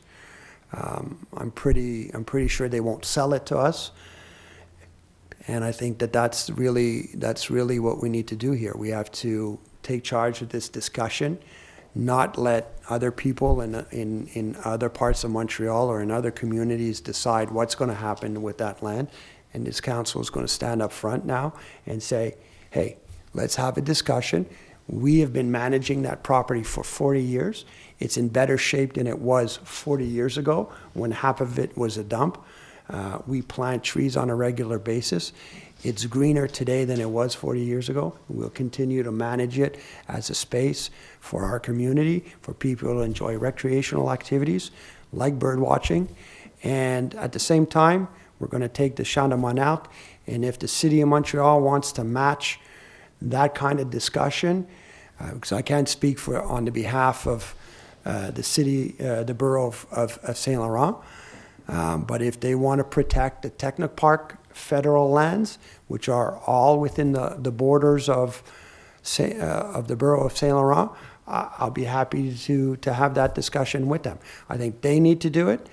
I don't know what they're doing. I'm dealing with what's in Dorval, and I think that that is probably the best thing that we can do for our community, is save that area as a recreational space for the future. So that's what we're doing.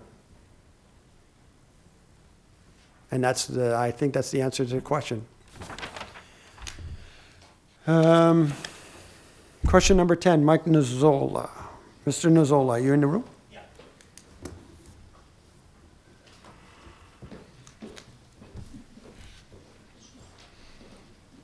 Mr. Nuzzola, I can read your question if you want, or you can read your question. I read just as badly as you, actually. Thank you. So I'll... So Mr. Nuzzola will answer your first question, and then I'll intervene after. Sorry, what was that? I said Mr. Nuzzola will answer your first question. Mr. I'm Von Roerts. I'm Mr. Nuzzola. Mr. Von Roerts will answer first your first question, and then I'll follow. I'll try to read it. The subject is decorum is a two-way street. Last month, in my question to you, I stated you have always voted with Action Dorval. Yes, that statement is not 100% accurate. However, it is 99.9% accurate. I should have stated that you have voted almost always with Action Dorval. You use this minute detail to discredit me and my question. An independent councillor is expected to question, create discussion, and balance. Can you name a few significant issues when you voted in opposition to Action Dorval? Hi, Mr. Nuzzola. So to begin with, I don't believe in any way did I attempt to discredit you or your questions. I simply stated that it was concerning that something was stated that, as you said, was not 100% accurate. But I then proceeded to answer your question last month and I don't believe I discredited it. But if that's how you felt, I think that's, at the end of the day, not something we can debate.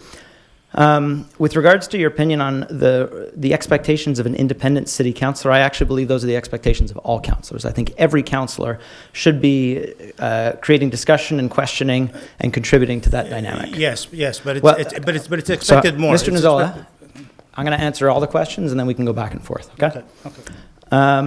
So I don't believe that falls, and I don't believe the City and Towns Act explicitly states the responsibilities of an independent councillor versus those affiliated with a political party. That said, I do believe I fulfill those expectations, though not necessarily within this forum. So prior to every council meeting, and I believe many people know this, but maybe not everyone, the council studies every file that's being presented, and we have a lot of debates and discussion about them. And I believe our past mayor and our current mayor does their best to try and address those questions and those concerns. And that's why sometimes issues get tabled. Sometimes proposals get modified. We do notice of motions, and then the final regulation might be altered. And I don't believe that's something that I exclusively do. I believe my colleagues do that as well. But I firmly believe that I do question and create discussion. I'd ask you to ask my colleagues if they feel the same, that I contribute to that process. And only if a consensus can't be found is that really where I see voting in opposition at the council takes place. So the reason I've tended to vote in favor of decisions, as you've stated, I don't know the actual percentage, but it's high, I'll give you that, is because by the time it comes to this table, I believe we have found a consensus, and that's why I'm comfortable voting in favor of it.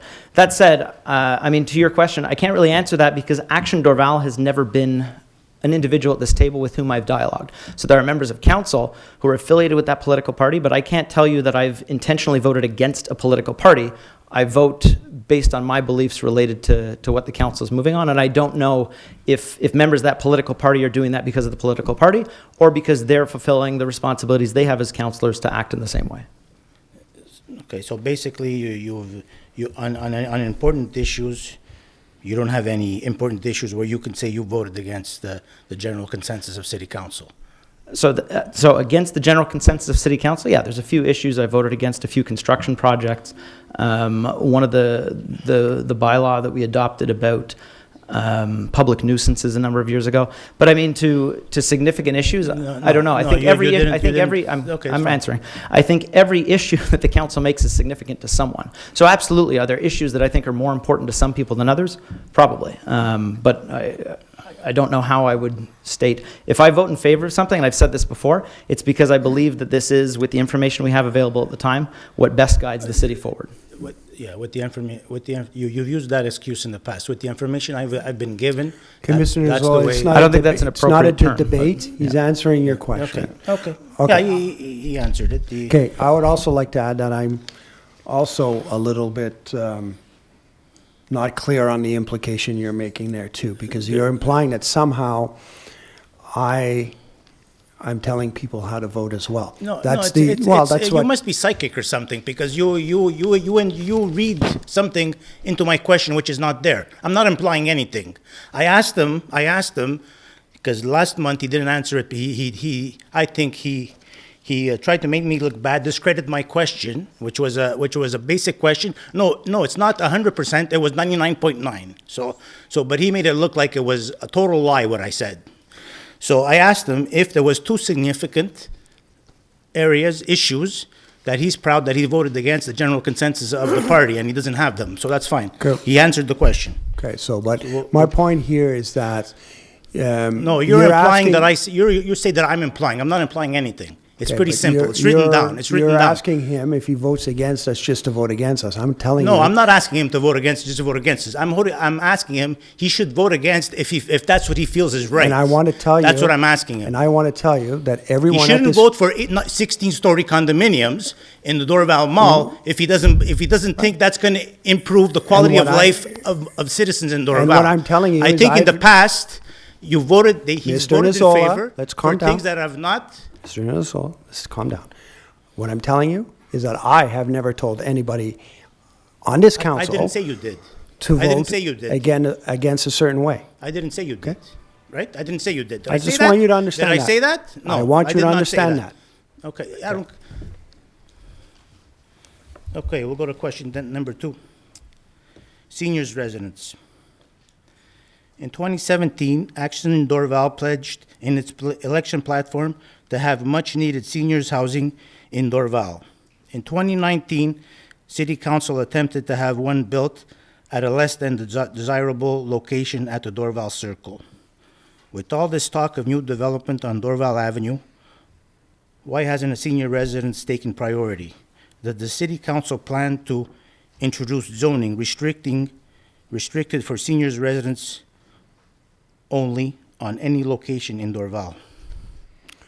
Mr. Nozola, I cannot, in any way, shape, or form, take a property and zone it for a single use like you're stating. I cannot take a property that is privately owned and rezone it with some kind of designation that it's only senior residence. If I do that, I'm illegal, It's totally illegal. But- I would be pursued by the property owner. So the answer is, I cannot do what you're asking. It would be illegal. And that's any mayor in the province will tell you the exact same thing. Can't be done. Okay, but you did rezone the Queen of Angels land from institutional to residential. So you can change rezones, but you're saying for seniors residents, it's illegal. But you could for condominiums. It is. And you could for tall towers. Residential is a category. Residential, be it a high-rise, be it single-family homes, be it townhouses, it's a category, okay? A senior's home is a residence, it's a category, okay? I cannot rezone a property to be only for senior residences. It cannot be done. Just like I can't zone a property to be strictly residential, unifamilial. I can't do that. It's either zoned for housing or it's not zoned for housing. We can discuss the height, we can discuss the size, but I can't zone a property for a single-use seniors property. And what I will tell you, though, is that the city is working very hard when we speak with promoters to make sure that they're very well aware that this is something that we want in the city. I'm having that discussion, the director of urban planning is having that discussion, and every time we have an opportunity, we're saying to developers, what can you do for us? It's happening all the time. Now, that's what we're doing. That's the answer to your question. A senior's residence, was that considered institutional or is that considered residential? What is that considered, senior's residences? It's residential. It's residential. It's residential. So I don't understand why you can't say the Bell Building, that area should be restricted to seniors' residence. Why can't you say that? Okay, because I can't. Why is that illegal? Why is that illegal? Because I can't rezone it to just residential seniors living. If you do not believe my answer, then please please ask an urban planning lawyer to give you their opinion. I see it's been done in other cities. Have lots of Point Claire has lots and lots of seniors residents, and we don't have any. Yeah, but with an older population. We're developing. Now, we're going to be announcing a seniors residence project officially in next month, and it's going to be a seniors residence. That's good. That's no different than Point Claire. So it's not illegal to rezone the Queen of Angels land from institutional to residential, but it is illegal to go the other way. Okay, my answer is, I'm just Mr. asking. Nozzola, I'm asking. I cannot zone a property to be seniors residence. It can't be done. I'm being guided by my city clerk and my director general. It cannot be done. It would be illegal on my part to do so. And if you do not like my answer, please get your own legal opinion. Okay, I'm just trying to. So the senior residence that you will be announcing in a month or so, how did that come apart? It's a city property, and we found a developer. We're offering it to. We're offering it as part of a project with the Office Municipal d'Habitation de Montréal to be developed into a seniors home, but I own it. Not me, not I, yeah. the city, all of us, The you. city owns it, so. And everybody in the room. So one of the biggest mistakes I feel this city's ever done is rezoning the Queen of Angels land. So that's a matter of opinion, Mr. No, I'm Nozzola. just, Okay. it was sold to the developer for $2 million. Okay, Mr. Nozzola, I've answered the question, let's move on. No, because I'm continuing on what you're saying. City-owned land can be used as senior residence. So if the Mr. city would have Nozzola, bought, we've answered if the the city would question. have bought that land for $2 million, you could have put a senior residence there. Okay, thank you. That's number 2. Number 3, beautiful green space on Lac St. Louis. For years, I've suggested that city purchase the summer cottage at 1440 Bord du Lac. Why hasn't the city made attempts to purchase this prime lakefront property before it goes to developers? Well, 2 reasons. The most important is that the owner of the property doesn't want to sell it. The second point is what I told you last month, where the council is not buying every single property there is on the waterfront. I'm not telling you to buy It's every not single property. taxpayers. I'm We not- don't have a mandate from taxpayers to be buying every property on the waterfront. So, I'm not telling you to buy every property. but you're You telling me you to buy. expropriated the property on the, and you paid a lot of money for that little property on the, you actually went and expropriated. The buyer didn't wanted to sell it at his price, you expropriated. didn't You paid a expro- lot of money for this property. I didn't expropriate. Mr. Nozola, Didn't you if we're going to expropriate- talk, let's talk serious. Yeah, yeah. I didn't expropriate. I made an offer to purchase, the city made an offer to purchase a property. Now, you're telling me the Chateau Dorval was not expropriated? Oh, the Chateau Dorval. That- Yeah. That's what I'm saying, yes. Yeah. Chateau Dorval, you expropriated. We expropriated. You expropriated that property, and you paid a very high price for it. And you paid a very high price for this property. So that property is prime lakefront. A lot of residents go there and use the beach. It's prime lake. It's a very, very important property in our city. And it would be another black mark if that goes to developers. Okay, but thank you for your comments. Thank you. Question number 11, Mrs. Cornway.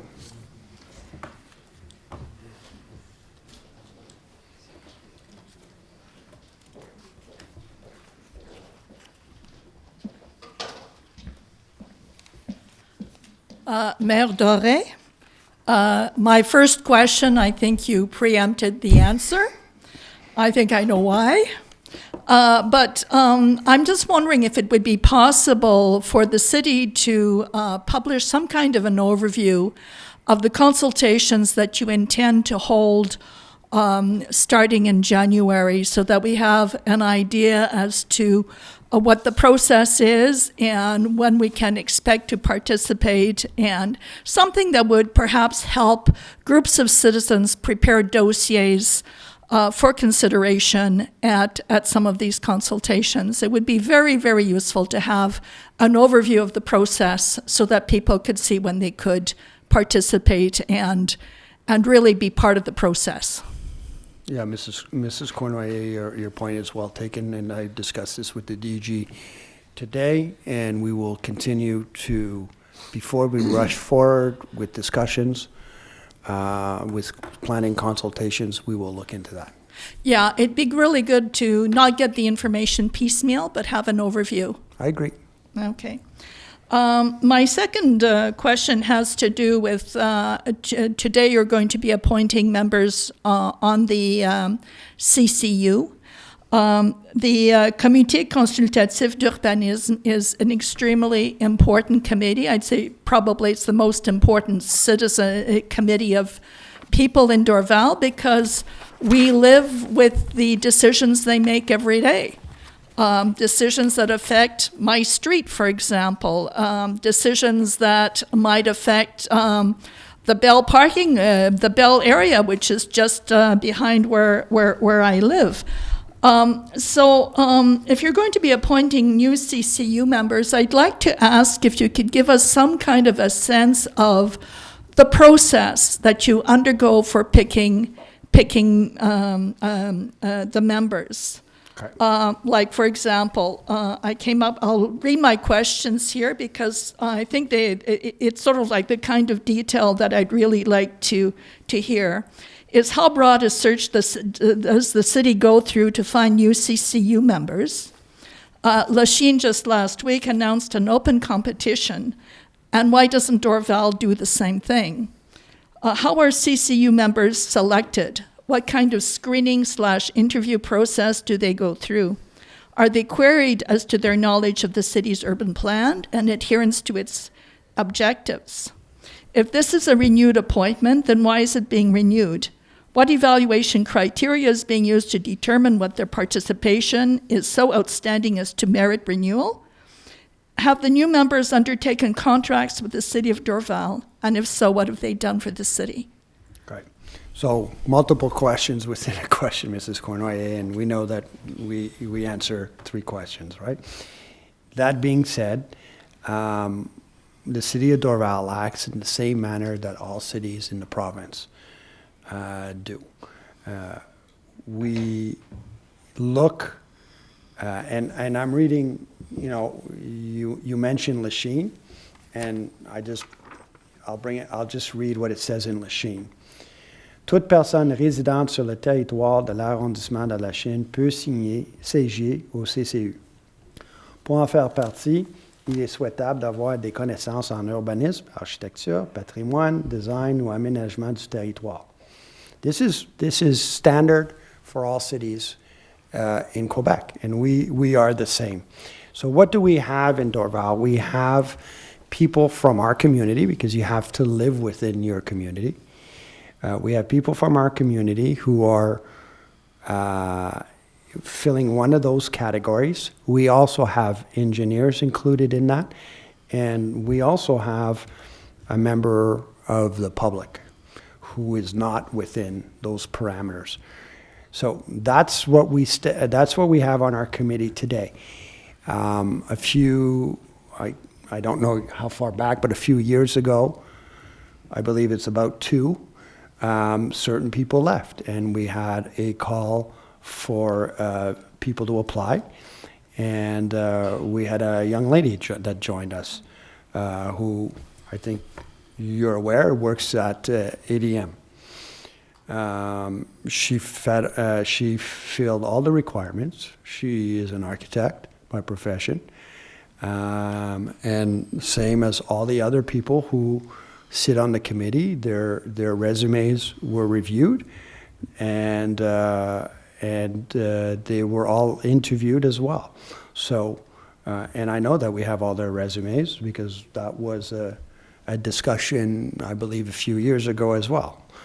And they were provided to the people who asked for them.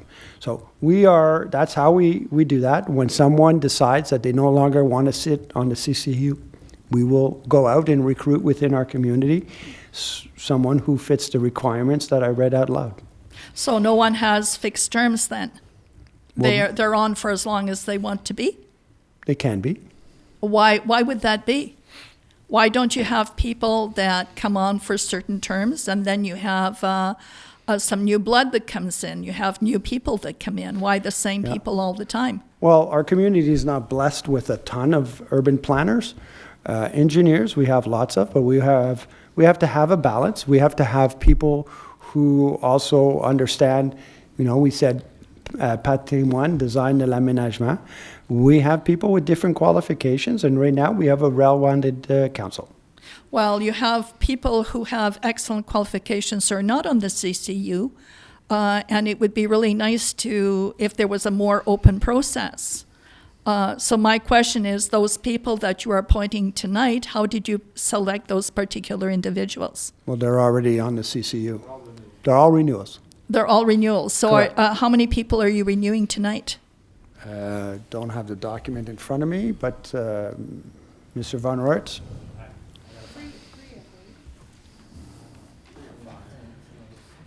We'll name him later on. Well, it would be nice if you... Yeah, we'll give the names. You're renewing 6 people tonight? Correct. And they're the same people who've been on the committee for the previous administrations? You're not bringing in some new blood? Mrs. Cornway, I've answered the question. We're approving 6 people who are sitting on the CCU, and we think they're very qualified. Okay, and I guess I had asked if these people had done contracts for the city? We've answered this question many times before. Any architect that has a client in Dorval can present their client's project, but must leave the room at the time of the vote. I'm talking about contracts done for the city, not contracts that people, not projects that people are doing in Dorval. Some of them may have contracts with the city. Yeah, it's possible. They're free to bid on a project for the city, just like any other organization. But you can't provide us with that information today. What information? The information on what projects those candidates have worked on for the city. I'd have to clear that with my city clerk. Well, the time frame that they've been on the CCU, for example. I believe your question is you want to know which projects are being worked on by which people. Yeah. Yeah. If the people on the CCU have a history of undertaking projects for the city of Dorval, I think it'd be important that be documented. Well, I think yeah. Request access, and we can tell you who's working on what. But I mean, the only project that I have a CCU member working on for the city of Dorval is Mr. Fry. And what's he working on? La Maison du Jardinier. Oh, okay, yeah. You have mentioned that before. Who's extremely qualified in that domain, along with his business partner. Okay. My last question was some background on Article 5.9, which is the request for financial assistance for resilient green spaces. That looks awfully interesting. What is it all about? Okay, this is a pilot project that we're trying. It has to do with the fact that Dorval has a lot of streets in the north side and also in Mr. Von Rohrt's area where streets do not have sidewalks. They're large properties, small roads, large properties, and at the time of their constructions, they all had a ditch in front of the house. But 40, 50, 60 years later, people fill in those ditches that were either in the front of their house, and this project is for ditches in the front of a house, but it applies the same for the backs of the houses. And so today, what we're going to do, instead of putting more sewers in the roads, which would be very expensive, the way of dealing with rainwater is to do des aménagements, rebuild the ditches with plants that absorb water and so that they don't,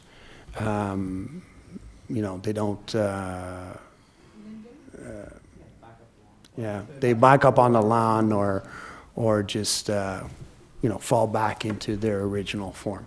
The plants secure the ditch. Oh, so okay. this is very common now. It's a new, we say it's a new way of doing something, but ditches have existed for a long time. There was a reason for this. We just dug them before and they were left. Today, what we're doing is a project that has plantations, grasses, plants that will all be included in the project to stabilize the ground. Many cities are looking at this as a viable option instead of adding more infrastructure. Okay, so this is primarily Strathmore then? If I may. It's Sterling, Strathmore, Duval Crescent, where you have people, like the mayor said, that people that fill up the ditch or in the backyard in St. Louis, I think. And what happens is that you fill up the ditch, it goes to your neighbors. And then it causes problem for your neighbors and the streets. For instance, Sterling, somebody fill it up and the water goes in the street and you cannot walk to the mailboxes. So it started with that street, which is one of the narrowest streets in Dorval. To your question, though, this is a pilot. It's something that we're excited to get started. So the pilot here that is related to this file tonight is in District 6. But if this works well, there are other places that we've targeted in District 5 as well.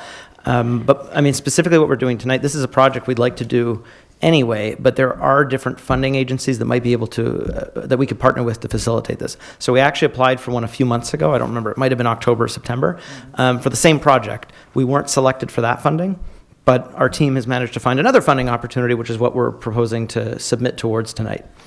Okay, well, that's very interesting. Thank you. Thank you, and yes, it's an interesting project, and we look forward to it. Question 12, Mrs. Vicki Jones. Okay, so I'll read Mrs. Jones's questions. Was she there? No. Lachine and Point Claire have offered citizens to apply for positions on the committee. I have not seen any notices like this in Dorval. Therefore, it would be good to know how CCU members are selected. It seems that this committee is one of the most important, vital in our city. In fact, many new builds in Dorval are clearly not in line with recommendations as laid out in the Site Planning and Architectural Integration Program bylaw number RCM 60C-2015, Appendix A, for areas of special interest. Quite the contrary, as seen on Martin Avenue and several others. To note, as it stands, it seems that the committee members do not have backgrounds in or sympathetic to or have knowledge of the value of the traditional cultural heritage and heritage bring to the city as a whole.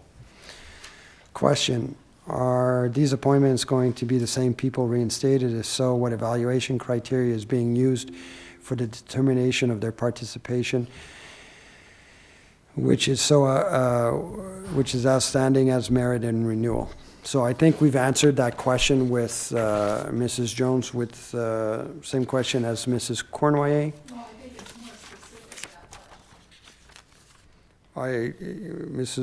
I am not sure how differently I would reply.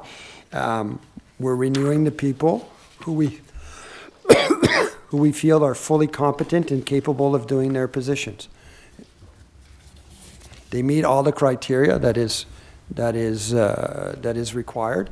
We think they do a very good job, and unless they tell us that they want to leave, and they've told us that they wish to stay, we're going to renew their tenure. So question number 2, considering that there's 3 sitting council members on the demolition committee, 2 of whom also sit on the CCU, we have questions. We have to question if this is a conflict. Is this just rubber stamping of the decisions made by the demolition, made to demolish Dorval's dwindling cultural heritage? Is it rare? No, sorry. Or is our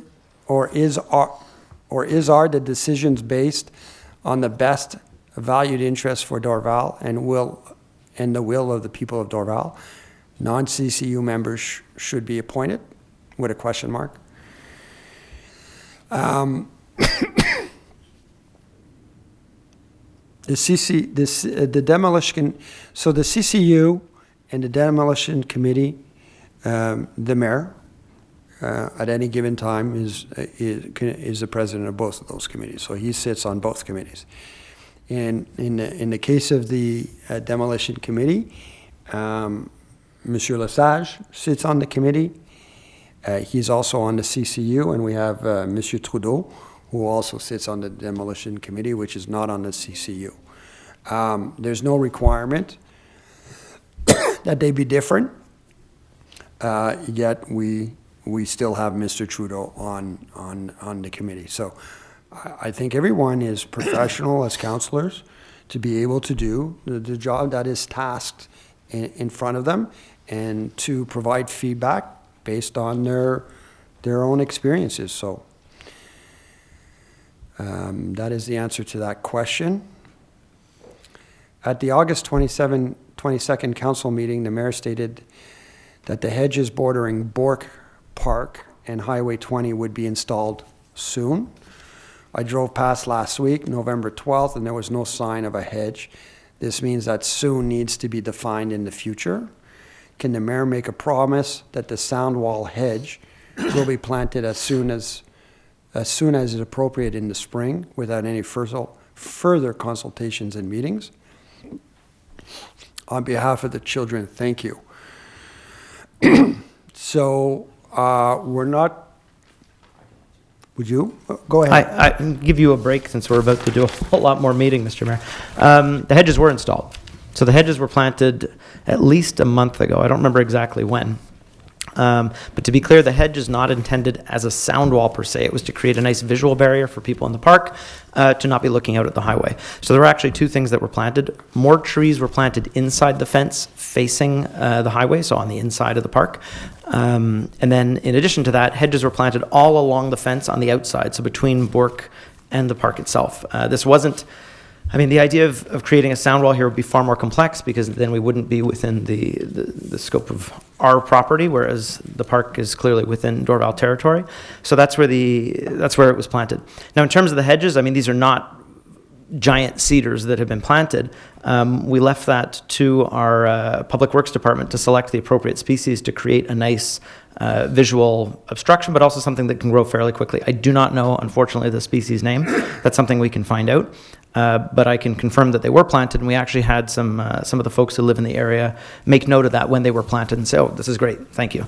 So I think that is the follow-up, that it is in fact done. Okay. Thank you, Mr. Von Royts. If we have no more questions in the audience, then we'll continue with the council meeting.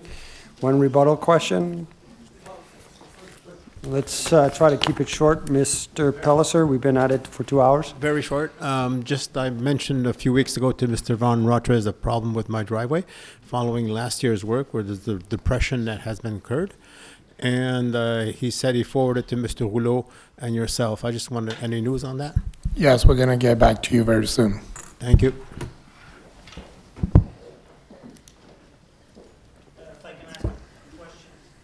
Very quickly, Mr. Nuzzola.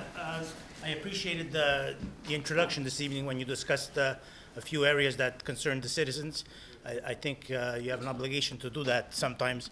For example, I think you met with, this is about the black carbon particulars. I think you met with the McGill, you were supposed to meet with the McGill professor. We did speak with her, yes. And I think, that's another hot topic. I think, when you meet and when you have a meeting like that and an important issue, you should give the citizens an update. So I can provide a very quick update. Yes, we had a discussion with her. She's a scientist. She's a very smart lady.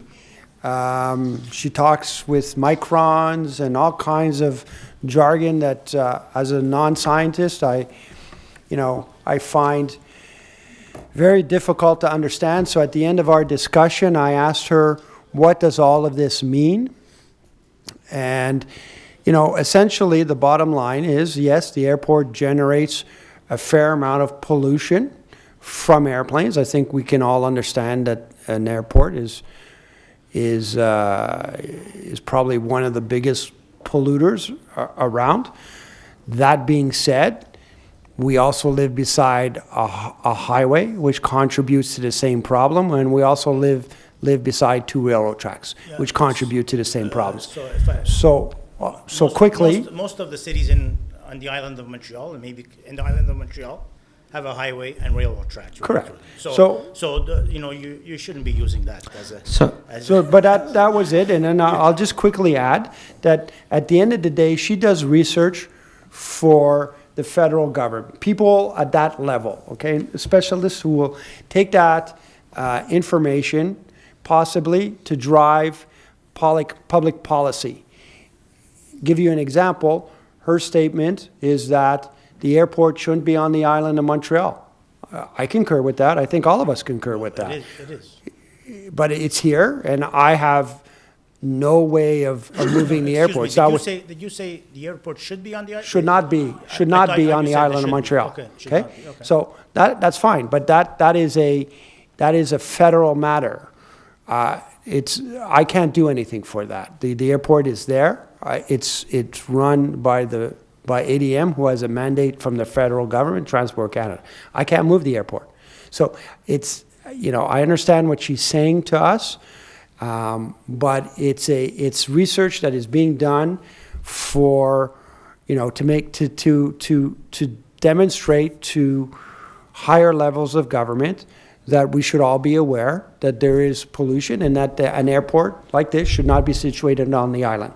I'll let Mr. Von Roerts give you his interpretation of that same discussion, because he was there.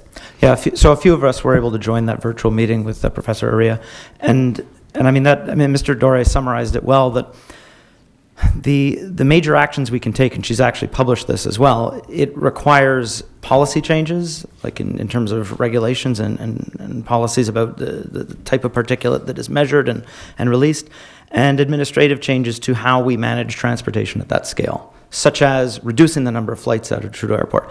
Where we found it challenging as a city council is that goes beyond the scope of our influence. Other than reaching out to federal representatives, to Minister of Transport of Transport Canada, we can't adopt a policy that say, well, the airport has to have this, because that's not something within our ability. how you can lobby the governments. How dangerous are these black carbon? So she was very, I don't know if, just in case the microphone didn't pick up, Mr. Ndzola asked how dangerous are these particles.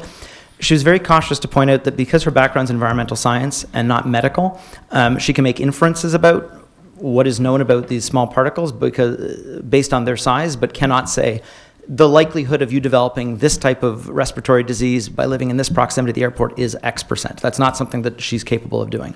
What she has pointed out is the levels that are present compared to what the World Health Organization recommends as threshold levels, and they exceed those levels. But by a lot. It depends on, because there's different particles. To Mr. Dore's point, there's a difference between black carbon particles, nanoparticles, and microparticles, and each of them have thresholds, some of which are monitored by the government and enforced, but the smallest ones are not. Okay, thank you. All right, very good. So, on va continuer avec l'agenda. Je crois qu'on est au point 3.1. Monsieur Trudeau. Oui. Étant donné l'avis de motion qui a été donné à la séance du mois d'octobre, je propose, Monsieur le maire, d'adapter le règlement RCM 72.2-2022, modifiant de nouveau le règlement RCM 72-2019 relatif au régime complémentaire de retraite des employés de la Cité de Dorval aux fins de prévoir l'indexation ponctuelle des rentes payables par le volet courant du régime, conformément aux résultats d'évaluation actuarielle du 31 décembre 2019. Je seconde. C'est M. Leroux qui Oui. on a fait l'adoption du procès verbal, on va le faire. Juste le point 2.1. 2.1. Ouais, je peux proposer d'approuver le procès verbal de la séance du 17 octobre 2022. Merci. Je seconde. Merci. 3.3, règlement de délégation, dépôt de rapport. 3.2 a été retiré. Est-ce qu'on a des questions pour M. le DG? Merci. 4.1, fourniture et livraison sur demande de composantes de regard et puisard.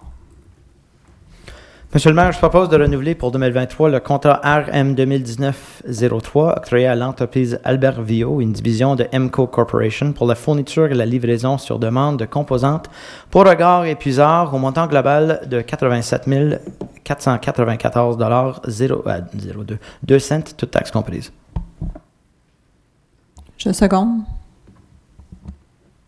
Merci. 4.2, service d'inspection et entretien préventif de réservoirs pétroliers. Oui, Monsieur le maire, ce serait pour autoriser l'émission d'un bon de commande à l'entreprise GMR Inc. pour les services d'inspection et d'entretien préventif de 4 réservoirs pétrolières municipales au montant global de 60 243,45 $, toutes taxes comprises, pour 2 ans, conformément à sa soumission ouverte le 4 octobre 2022, et d'approuver un montant de 6 024,35 $, toutes taxes comprises, pour couvrir les dépenses contingentes ou autres correctifs mineurs pouvant être requis au cours du contrat et non prévus à celui-ci. J'appuie, Monsieur le maire. Merci. 4.3, fourniture de 2 containers bureaux. Monsieur le maire, je propose d'autoriser l'émission d'un bon de commande à l'entreprise Conteneur Expert Inc., entreprise ayant soumis le plus bas prix pour la fourniture et la livraison de 2 conteneurs bureaux 20 pouces. 20 pieds, 20 pouces. Oh my goodness. 20 pieds, je suis désolée. Au montant global de 44 104,72 $, toutes taxes comprises, conformément à la soumission 7145 datée du 24 octobre et 7121 datée du 20 octobre 2022. Un appuyeur. J'appuie. Merci. 4.4, service de réparation de la clôture de l'entrepôt avocat. Je propose, go ahead. Yeah. Mr. Mayor, I propose that we issue a purchase order of $13,365.84, all taxes included, to Clôture Fortin for an additional 23 linear meter section of chainmail fence, as well as 62 linear meters of privacy lats for the Avoca storage entrepôt warehouse. J'appuie, Monsieur le maire. Merci. Merci. 4.5, location d'une nacelle 60 pieds articulée. Je propose, Monsieur le maire, de ratifier la commande... le bon de commande... oui, c'est ça. De ratifier le bon de commande additionnel au montant de 5 328,10 sous, toute taxe comprise, donné à l'entreprise Accès Location Plus pour la location d'un camion avec nacelle de 60 pieds articulé de marque Skyjack pour la division de l'environnement et de la menuiserie pour une période de 4 semaines à partir du 25 octobre 2022, le tout totalisant un montant global de 17 473,31 sous, toutes taxes comprises, pour les saisons printemps, été et automne 2022. J'appuie. Merci. 4.6, services professionnels, travaux de forage. Oui, Monsieur le maire, ce serait pour de retenir le service professionnel de l'entreprise Laboratoire GS Inc., plus bas et seul soumissionnaire conforme pour effectuer le forage et l'analyse géométrique pour les rues qui feront l'objet de travaux de reconstruction et de resurfaçage au cours de l'année 2023 pour un montant global de 25 955,61 sous, toutes taxes comprises, conformément à sa soumission datée du 24 octobre 2022. Un appuyeur, J'appuie. Merci. 4.7, services d'inspection télévisée. Monsieur le maire, je propose d'autoriser l'émission d'un bon de commande à l'entreprise Ortec Environnement Service Inc., seul soumissionnaire ayant répondu à l'appel d'offres sur invitation pour la fourniture de services d'inspection télévisée des conduites d'égout 2022 au montant global de 87 049,87 sous, toutes taxes comprises, conformément à sa soumission conforme ouverte le 27 octobre 2022. J'appuie, Monsieur le maire. Merci. 4.8, services d'expertise en géomatique. Mr. Mayor, I propose that we authorize the issue of a purchase order to Mary-Josée Farmer for a service contract in geomatics for the city of Dorval for a total amount of $42,000 non-taxable for a bank of up to 350 hours, consistent with the offer of service from October 16th, 2022. I second, Mr. Mayor. Merci. 4.9, collecte de matières recyclables. Yes, Mr. Mayor, it would be to review for the fourth and final year the contract TP 2019-05 awarded to the company Environment Routier NRJ Inc. for the collect of and transportation of secondary material for a total amount of $407,054.68, including taxes, for 2023. I second that motion. Merci. 4.10, aménagement de sentiers et d'aires d'activités hivernales excusez, au golfe d'Orval. Je propose, Monsieur le maire, d'autoriser l'émission d'un contrat à l'entreprise des rénovations Jocelyn Descostes Inc., entreprise ayant soumis le plus bas prix pour l'aménagement des sentiers de ski de fond et de marche au golfe d'Orval pour un montant de 28 983,38 sous, toutes taxes comprises, conformément à l'offre de service devis 1002, datée du 1er novembre 2022. J'appuie, Monsieur le maire. Merci. 4.11, service d'un assistant superviseur en foresterie urbaine. Monsieur Trudeau, s'il Oui, vous plaît. je propose, Monsieur le maire, de renouveler pour la 3e année de renouvellement, donc la dernière année du contrat initial, le contrat TP 2020-08 accordé à l'entreprise Solutions alternatives environnement pour les services d'un assistant superviseur en foresterie urbaine au montant global de 139 096,02, toutes taxes comprises pour 2023. J'appuie, Monsieur le maire. Merci. 4.12, réparation et achat de conditionneurs pour surfaceuses. Yes, Mr. Mayor, would be to issue a purchase order to the company Robert Boileau, Inc. for the repair of 2 used conditioners and for a purchase of a new conditioner for 2 electric Zamboni for a total amount of $22,634.04, including taxes, in accordance with his tender number 45467 and 45469. Un appuyeur, s'il vous plaît. J'appuie. Merci. 4.13, autorisation de signature d'un acte de vente England.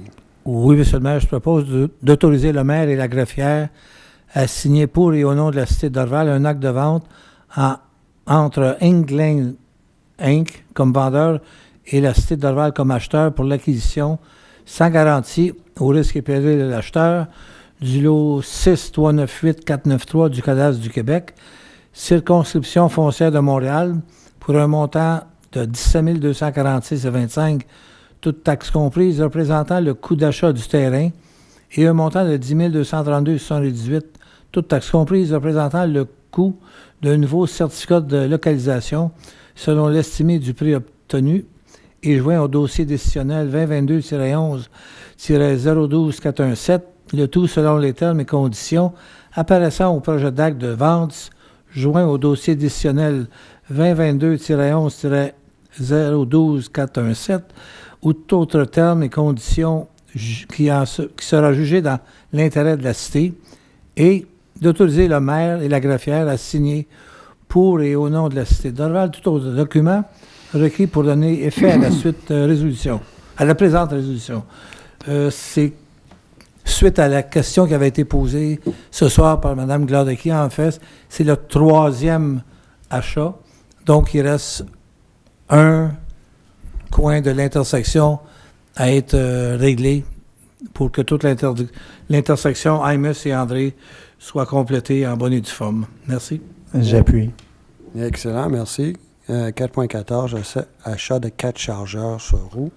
Monsieur le maire, je propose d'autoriser l'émission d'un bon de commande à l'entreprise Longest Equipment Inc., plus basse soumissionnaire conforme pour la fourniture et la livraison de 4 chargeurs sur roue de marque Case modèle 721G, année de fabrication 2023, incluant la garantie prolongée de 2 ans, certains accessoires de déneigement et les plaques d'immatriculation, pour un montant global de 1 625 085,97 $, toutes taxes comprises, conformément à sa soumission ouverte le 10 novembre 2022. Je seconde. Merci. 4.15, repérage et enlèvement de graffiti. Oui, Monsieur le maire, ce serait pour émettre une commande d'achat à l'entreprise Solutions Graffiti, seule entreprise ayant soumissionné et étant conforme pour le réparage, le nettoyage et l'enlèvement de graffiti sur les territoires de la cité de Dorval au montant global de 86 231,25 $, toutes taxes comprises, pour 2023, conformément à sa soumission ouverte le 13 octobre 2022. J'appuie. Merci. 4.16, fourniture de pierres concassées. Monsieur le maire, je propose de ne pas renouveler le contrat TP 2021-28 octroyé à l'entreprise KL Mainville Inc. pour la fourniture de pierres concassées pour 2023 et d'autoriser l'émission de bons de commande à l'entreprise Beauval Inc., plus bas soumissionnaire conforme, pour la fourniture et livraison de pierres concassées au montant global de 114 279,40 $, toutes taxes comprises pour 2023, conformément à sa soumission ouverte le 3 novembre 2022. J'appuie, Monsieur le maire. Merci. 4.17, service conseil en planification stratégique. Mr. Mayor, just some context, as residents know, on envisage faire des consultations publiques sur le plan d'urbanisme, certains aspects de la plan d'urbanisme sur les RC dans les mois qui suivent. On attend aussi avoir un plan directeur des parcs pendant l'année prochaine. Et avec tout ça, sachant qu'il y a d'autres projets qui se prennent en place à travers la ville, so as folks know, there are a lot of ongoing projects in the city. I propose, with the direction of the council, that we authorize the issuing of a purchase order to Enterprise Réseau Conseil des Sages Montérégie Inc. for their counseling services in strategic planning for the city, including elaboration and development of strategic plan for a period of 5 years and other services outlined in their offer of services from October 24th, 2022 for a total cost of $43,633.01, all taxes included. Second. Oui. Allez-y, vas-y. Ah, tu l'as secondé, toi? OK. Oui, 4.18. Non, je m'oppose en 4.17. Tu t'opposes? Oui, j'aimerais parler pourquoi je m'oppose. Brièvement, oui. Ça fait 8 ans que je viens au conseil de ville. Ça fait 8 ans que je demande pour un plan stratégique. On m'a répondu qu'on n'avait pas besoin, qu'on n'en avait pas. Quand je suis rentré, moi, j'ai besoin d'un plan stratégique pour savoir sur quoi voter. J'ai besoin d'avoir un plan d'urbanisme durable, sur quoi voter, et quel est l'agenda des travaux, qu'est-ce qu'on va faire, quels sont nos objectifs, etc. On n'en a pas. Donc, je suis très content d'avoir un plan stratégique. Par contre, j'ai pas eu assez d'informations parce que ce plan stratégique-là est le plan le plus important pour mettre en œuvre, entre autres, la consultation et le plan d'urbanisme durable. Donc, j'ai pas eu assez de... Je dis pas que c'est pas une mauvaise compagnie, mais moi, j'ai pas eu assez d'informations. Il y a eu une présentation qui a été faite au maire et 2 conseillers. J'ai pas été invité. Il y a plusieurs autres conseillers qui n'ont pas été invités. On aurait aimé être invité à la présentation des 2 compagnies pour avoir une idée plus claire. Et j'avais des questions. J'ai essayé de trouver où le réseau Conseil des sages a fait. Là, j'ai eu la réponse aujourd'hui, mais j'ai pas de document, rien. Alors, je vote contre, pas pour le plan stratégique, parce que je suis le premier défenseur pour un plan stratégique, mais je vote contre car le processus d'avoir de l'information et d'avoir une présentation n'est pas accessible à tous les conseillers. Donc, sur ce point, ça me fâche qu'on ne travaille pas en équipe, qu'on ne soit pas un conseil et que la présentation ait été faite sans qu'on le sache. Puis ça devrait être à tout le monde, pas juste à certains conseillers ou certains élus. Merci. C'est mon point. Merci, M. Gros. 4.19, fourniture de sapin. 4.18. Oui, excuse. 4.18, service d'assistance juridique. Je propose, M. le maire, d'autoriser l'émission d'un bon de commande additionnel de 25 000 toutes taxes comprises, à la firme Bélanger-Sauvé, Société en nom collective, responsabilité limitée, pour couvrir le paiement des factures en attente et celles à recevoir d'ici la fin 2022 pour des services d'assistance juridique, le tout pour un montant total de 90 000 toutes taxes comprises. J'appuie, M. le maire. Merci. Fourniture de sapin de Noël. 4.19. Oui, M. le maire, ce serait pour autoriser l'émission d'un bon de commande à l'entreprise 92 50 18 08 Québec Inc., Lorifleur, pour la fourniture de 168 sapins de Noël pour la saison des fêtes 2022, au montant global de 24 949,58 $, toutes taxes comprises, conformément à sa soumission du 8 novembre 2022. So, peut-être juste pour ajouter là-dessus, une bonne partie de ces arbres-là vont être utilisés dans notre marché de Noël. Et après le marché, ils vont être redistribués en travers de la ville pour même encore rendre la fête plus festive. Je crois encore que cette année, des groupes communautaires, des associations, ils peuvent adopter un arbre pour faire décorer, pour contribuer à l'esprit de la communauté? Oui, puis moi j'appelle ça, ça va être mis dans le marché, dans un genre de petite forêt, puis on a même eu des lumières qui vont être fournies par Commerce d'Orval pour les entrepreneurs. So, on fait de l'avance, on fait de nouvelles choses.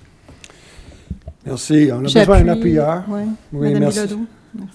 Merci, M. Lassage, pour tout votre effort sur le projet de marché de Noël et on souhaite tous les résidents de Dorval à venir visiter toute la programmation est sur le site web de la Cité de Dorval et on a beaucoup de nouveaux programmes pour cette année. On a bonifié le marché de Noël et j'ai très hâte à voir comment ça va se dérouler.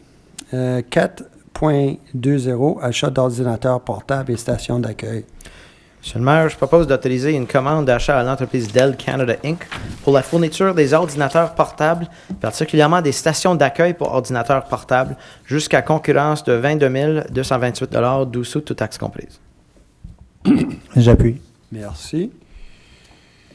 On passe dans les finances et administrations. Donc, 5.1, dépôt de la liste de dépenses autorisées. Des questions pour M.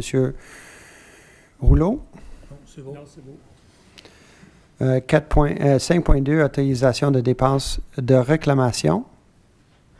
Mr. Mayor, I propose that we authorize the complete and definitive payment of all claims described in the city clerk's report from the period of October 6th to November 9th for a total of $308.70 non-taxable. I second, Mr. Mayor. Merci. 5.3, approbation de virements budgétaires. M. Trudeau. Oui, Monsieur le maire. Pour la période du 1er au 31 octobre, je propose d'autoriser les virements au poste budgétaire tels que décrits au dossier décisionnel 2022-11-17050. Il y a 6 séries de virements totalisant 789 940 et 30, toutes pour l'exercice financier courant de 2022. J'ai besoin d'un appuyeur. J'appuie. Merci. 5.4, dons et souscriptions. Oui, Monsieur le maire, ce serait pour autoriser une assistance financière pour les dons aux organismes suivants. Les anciens de Dorval au montant de 600 $, Ricochet, qui est un hébergement pour hommes, au montant de 300 $. Je pense pas que c'est pour hommes. Je pense que c'est pour femmes. Home. Oh, home, sorry. J'appuie. Madame Nicole et Madame Duchetel. I just wanted to see if you were all alert. 5.5, étalement de rôle triennal d'évaluation foncière. Comme le maire a soulevé au début, nous aurions tous reçu déjà nos évaluations. Mais cette évaluation indique la valeur de votre propriété à la fin de cette période triennale. Ce que Dorval décide de faire avec cette adoption qu'on va dans le moment passé, je crois, ça va être d'étaler cette augmentation. Donc, la valeur indiquée sur l'évaluation, ça ne va pas être la valeur en 2023, mais plutôt à la fin de 2025. 3, 4, 5. Et donc, on va avoir des augmentations, mais éparties pendant les 3 ans, étalées, disons. Qui est au bénéfice de tous ceux qui payent des taxes à Dorval. Donc, Monsieur le maire, je propose que la Cité de Dorval applique les dispositions de la section 4.3 du chapitre 18 de la loi sur la fiscalité municipale relative à l'étalement de la variation des valeurs découlantes de l'entrée en vigueur le 1er janvier 2023 du rôle triennal d'évaluation foncière. J'appuie. Merci.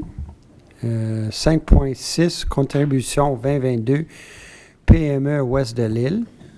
Je propose, je vais mettre un petit peu en contexte. PME Ouest de l'île, c'est c'est ce qui était avant les CLD, donc le commissariat industriel.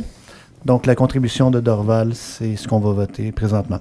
Donc je propose, Monsieur le maire, d'autoriser la contribution 2022 pour les frais de fonctionnement du commissariat industriel de PME Montréal Ouest de l'île, autrefois le CLD, au coût de 34 460 $ non taxables.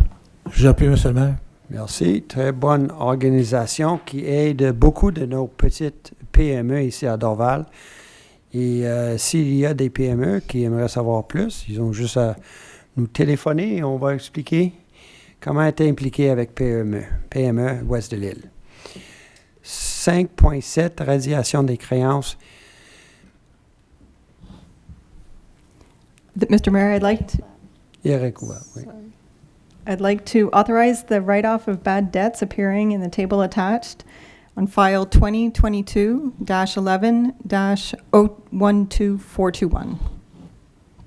I second, Mr. Mayor. Thank you. This is related to late fees that extend prior to when we annulled late fees at the library. So we still had them on record, and we're destroying them. Les seuls pour les livres non retournés ou endommagés, il y en a encore. On va se pencher là-dessus avec Marc Rouleau puis Mme French. Dans les semaines qui viennent. 5.8, cotisation annuelle de l'UMQ pour 2023. Je propose, Monsieur le maire, d'autoriser le paiement de la facture de l'UMQ au montant de 25 404,11 sous toute taxe comprise. Un appuyeur? Je seconde, Monsieur le maire. Merci. 5.9, fonds d'aide. Je crois qu'on a...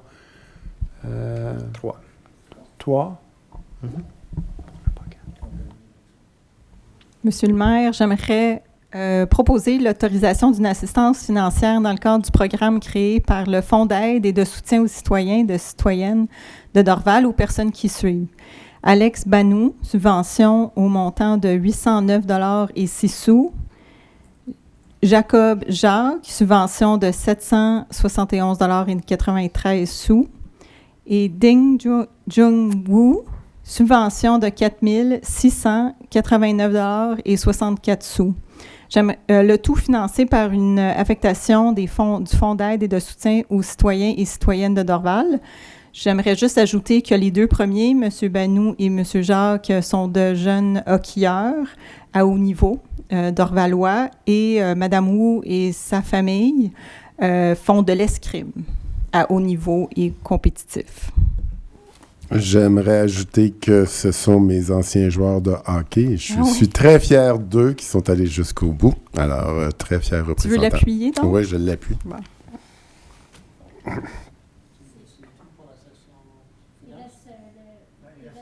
Oasis.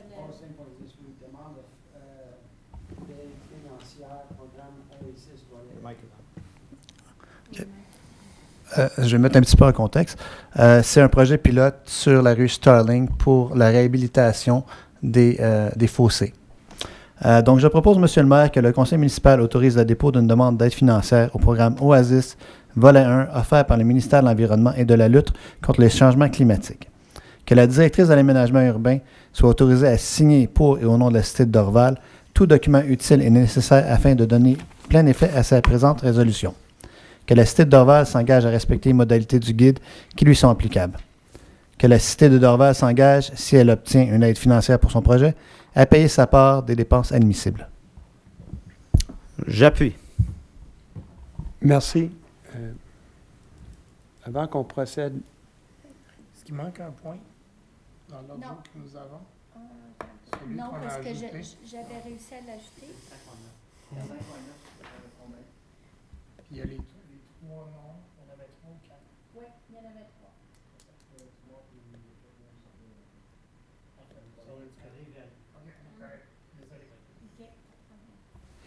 Bon, on va à l'urbanisme, section 6, 6.1, dépôt du procès verbal du CCU.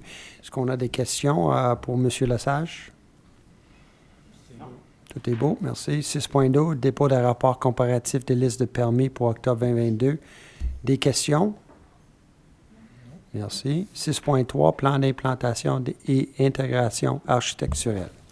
Oui, monsieur. Oui, Monsieur le maire, ce serait pour approuver les recommandations du comité consultatif urbaniste telles que soumis en ce qui traite au projet suivant. Projet de construction d'une habitation unifamiliale isolée au 335 boulevard Neptune, recommandé unanimement. Projet d'une construction d'une habitation unifamiliale isolée au 235 avenue Clément, non recommandé. Projet d'agrandissement d'une habitation unifamiliale isolée au 115 avenue Bullen, non recommandé. Projet d'agrandissement d'un garage attenant à une habitation unifamiliale au 890 chemin bord du lac, recommandé majoritairement. Projet d'affiche d'un complexe hôtelier au 700 avenue Michel Jasmin, recommandé unanimement. Projet d'affichage d'un bâtiment commercial au 3165 boulevard des Sources, recommandé unanimement. J'appuie. Merci. 6.4, adoption du PPCMOI-2022-0059, projet particulier de construction. Oui, Monsieur le maire, ce serait pour adopter la résolution autorisant le PPCMOI 2022-0059, projet particulier de construction d'une modification et d'occupation d'un immeuble au 105 et 109 avenue Avro sur le lot 6429988 dans la zone I04-14 tel que décrit ci-dessous et aux conditions y mentionnées. Territoire d'application. La présente résolution s'applique au lot 6429988 du Cadastre du Québec, circonscription frontière de Montréal dans la zone I04-14. Autorisation. Malgré la zone en vigueur, l'implémentation d'un usage centre de distribution de marchandises divers et service d'entreposage est autorisé aux conditions prévues à la présente résolution. Numéro 3, description du projet particulier. Le projet vise à permettre l'installation d'un entrepôt Versacool dans le local vacant opérant les usages demandés. Centre de distribution de marchandises divers, service d'entreposage, conformant aux documents soumis au soutien de la demande PPC-moi. Dérogation d'autoriser, il est autorisé de déroger au règlement de zonage de la cité de Dorval RCM 60A 2015 pour ce projet particulier, afin d'autoriser l'usage suivant. Usage 6376, centre de distribution de marchandises divers et 5020 services d'entreposage ne faisant pas partie de la liste des usages autorisés dans la zone I04-14. Condition, une somme de 5 000 $ devrait être versée pour couvrir les coûts de publication des avis publics requises dans le cadre du processus d'approbation du projet. 6. Délai du début de la réalisation. La condition de bâtiment devrait débuter dans les 12 mois suivant l'entrée en vigueur de la résolution finale du projet PPC-moi. J'appuie ce projet. Merci. 6.5, nomination des membres du comité consultatif d'urbanisme. Oui, Monsieur le maire, étant donné le renouvellement nécessaire de 4 résidents et de 2 membres du conseil pour le comité consultatif, je propose d'approuver le renouvellement des membres du comité consultatif d'urbanisme suivant pour la période du 1er janvier 2023 au 31 décembre 2024. Les suivants: Marc Doré, maire et président; M. Robert Lesage, conseiller municipal et président suppléant; Mme Mélanie Saris, architecte; M. Sachin Narktar, ingénieur; M. Jean Sabat, architecte; et M. Isidoro Coppola, résident d'Orval. Et d'autoriser la nomination de M. Robert Lesage comme président suppléant pour agir en l'absence du président du comité pour la période du 1er janvier 2023 au 31 décembre 2024. J'appuie. Merci. 6.6. Je m'oppose. Et je voudrais le dire pourquoi. Allez-y. Alors, je m'oppose à cette motion car, suite à l'intervention de Mme Cournoyer, je réalise qu'il n'y a eu aucune discussion quant au renouvellement automatique des mandats des membres, et ça ne devrait pas être automatique. 2, il devrait y avoir une discussion sur qui devrait siéger sur le CCU au conseil de ville et non dans le bureau du maire. Donc, il n'y a pas eu de discussion là-dessus. Et c'est toujours les mandats, ça ne sont pas discutés au conseil de ville. Ça relève du conseil de ville de discuter et d'avoir une discussion ensemble avant de voter là-dessus. Donc, suite à l'intervention, à la période de questions que je trouve vraiment excellente, je réalise que le renouvellement d'un mandat d'un membre ne devrait jamais être automatique. Donc, c'est pour cela que je compte.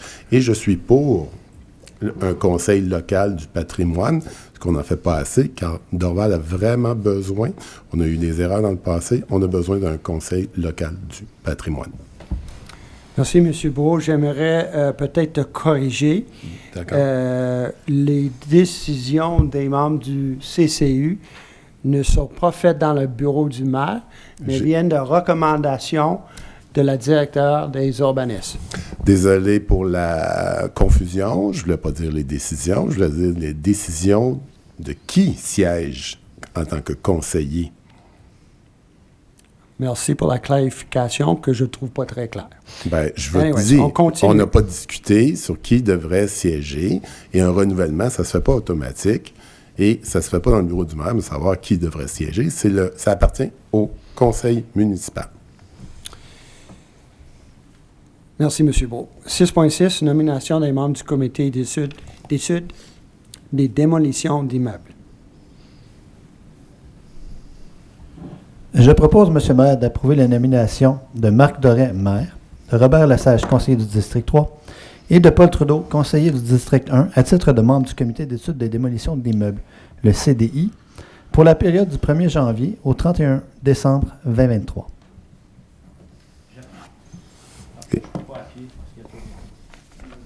J'appuie. Et je m'oppose. Merci. Je m'oppose parce qu'il n'y a pas eu d'appel pour savoir est-ce qu'il y a des candidatures auprès du conseil de ville qui voudraient faire partie de ce comité. Donc, le processus encore devrait être plus transparent et on devrait travailler plus ensemble.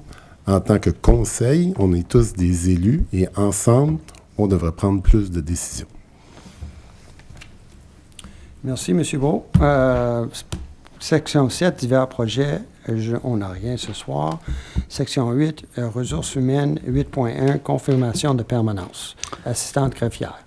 Je propose, M. le maire, de confirmer rétroactivement au 25 octobre 2022 la nomination permanente de Maître Louisa Sadoun, qui est ici présente, au poste d'assistante greffière au service des affaires publiques et du greffe. J'appuie, M. le maire. Merci. On est très content de notre confirmation ce soir. 8.2, confirmation de permanence technicien en informatique. Monsieur le maire, j'aimerais proposer de confirmer rétroactivement au 2 novembre 2022 la nomination permanente de M. Simon Lavoie au poste de technicien en informatique, service administratif, division des technologies de l'information. Seconde, M. le maire. Merci. Et on fait le bienvenu à M. Lavoie. M. Trudeau, vous avez secondé. Oui. D'accord, merci. Et donc, affaires nouvelles, on n'a rien. Et donc, on est au 10.1. Avant qu'on lève la séance, est-ce qu'on a d'autres commentaires? Non. Merci. Et 10.1, levée de la séance, un proposeur, un appuyeur. Je propose, M. le maire, la levée de l'Assemblée. Appuyeur? J'appuie. Et merci. Et bonne soirée à tout le monde. Thank you very much, everyone. Thank you for your patience. Let's have a great evening. Good night.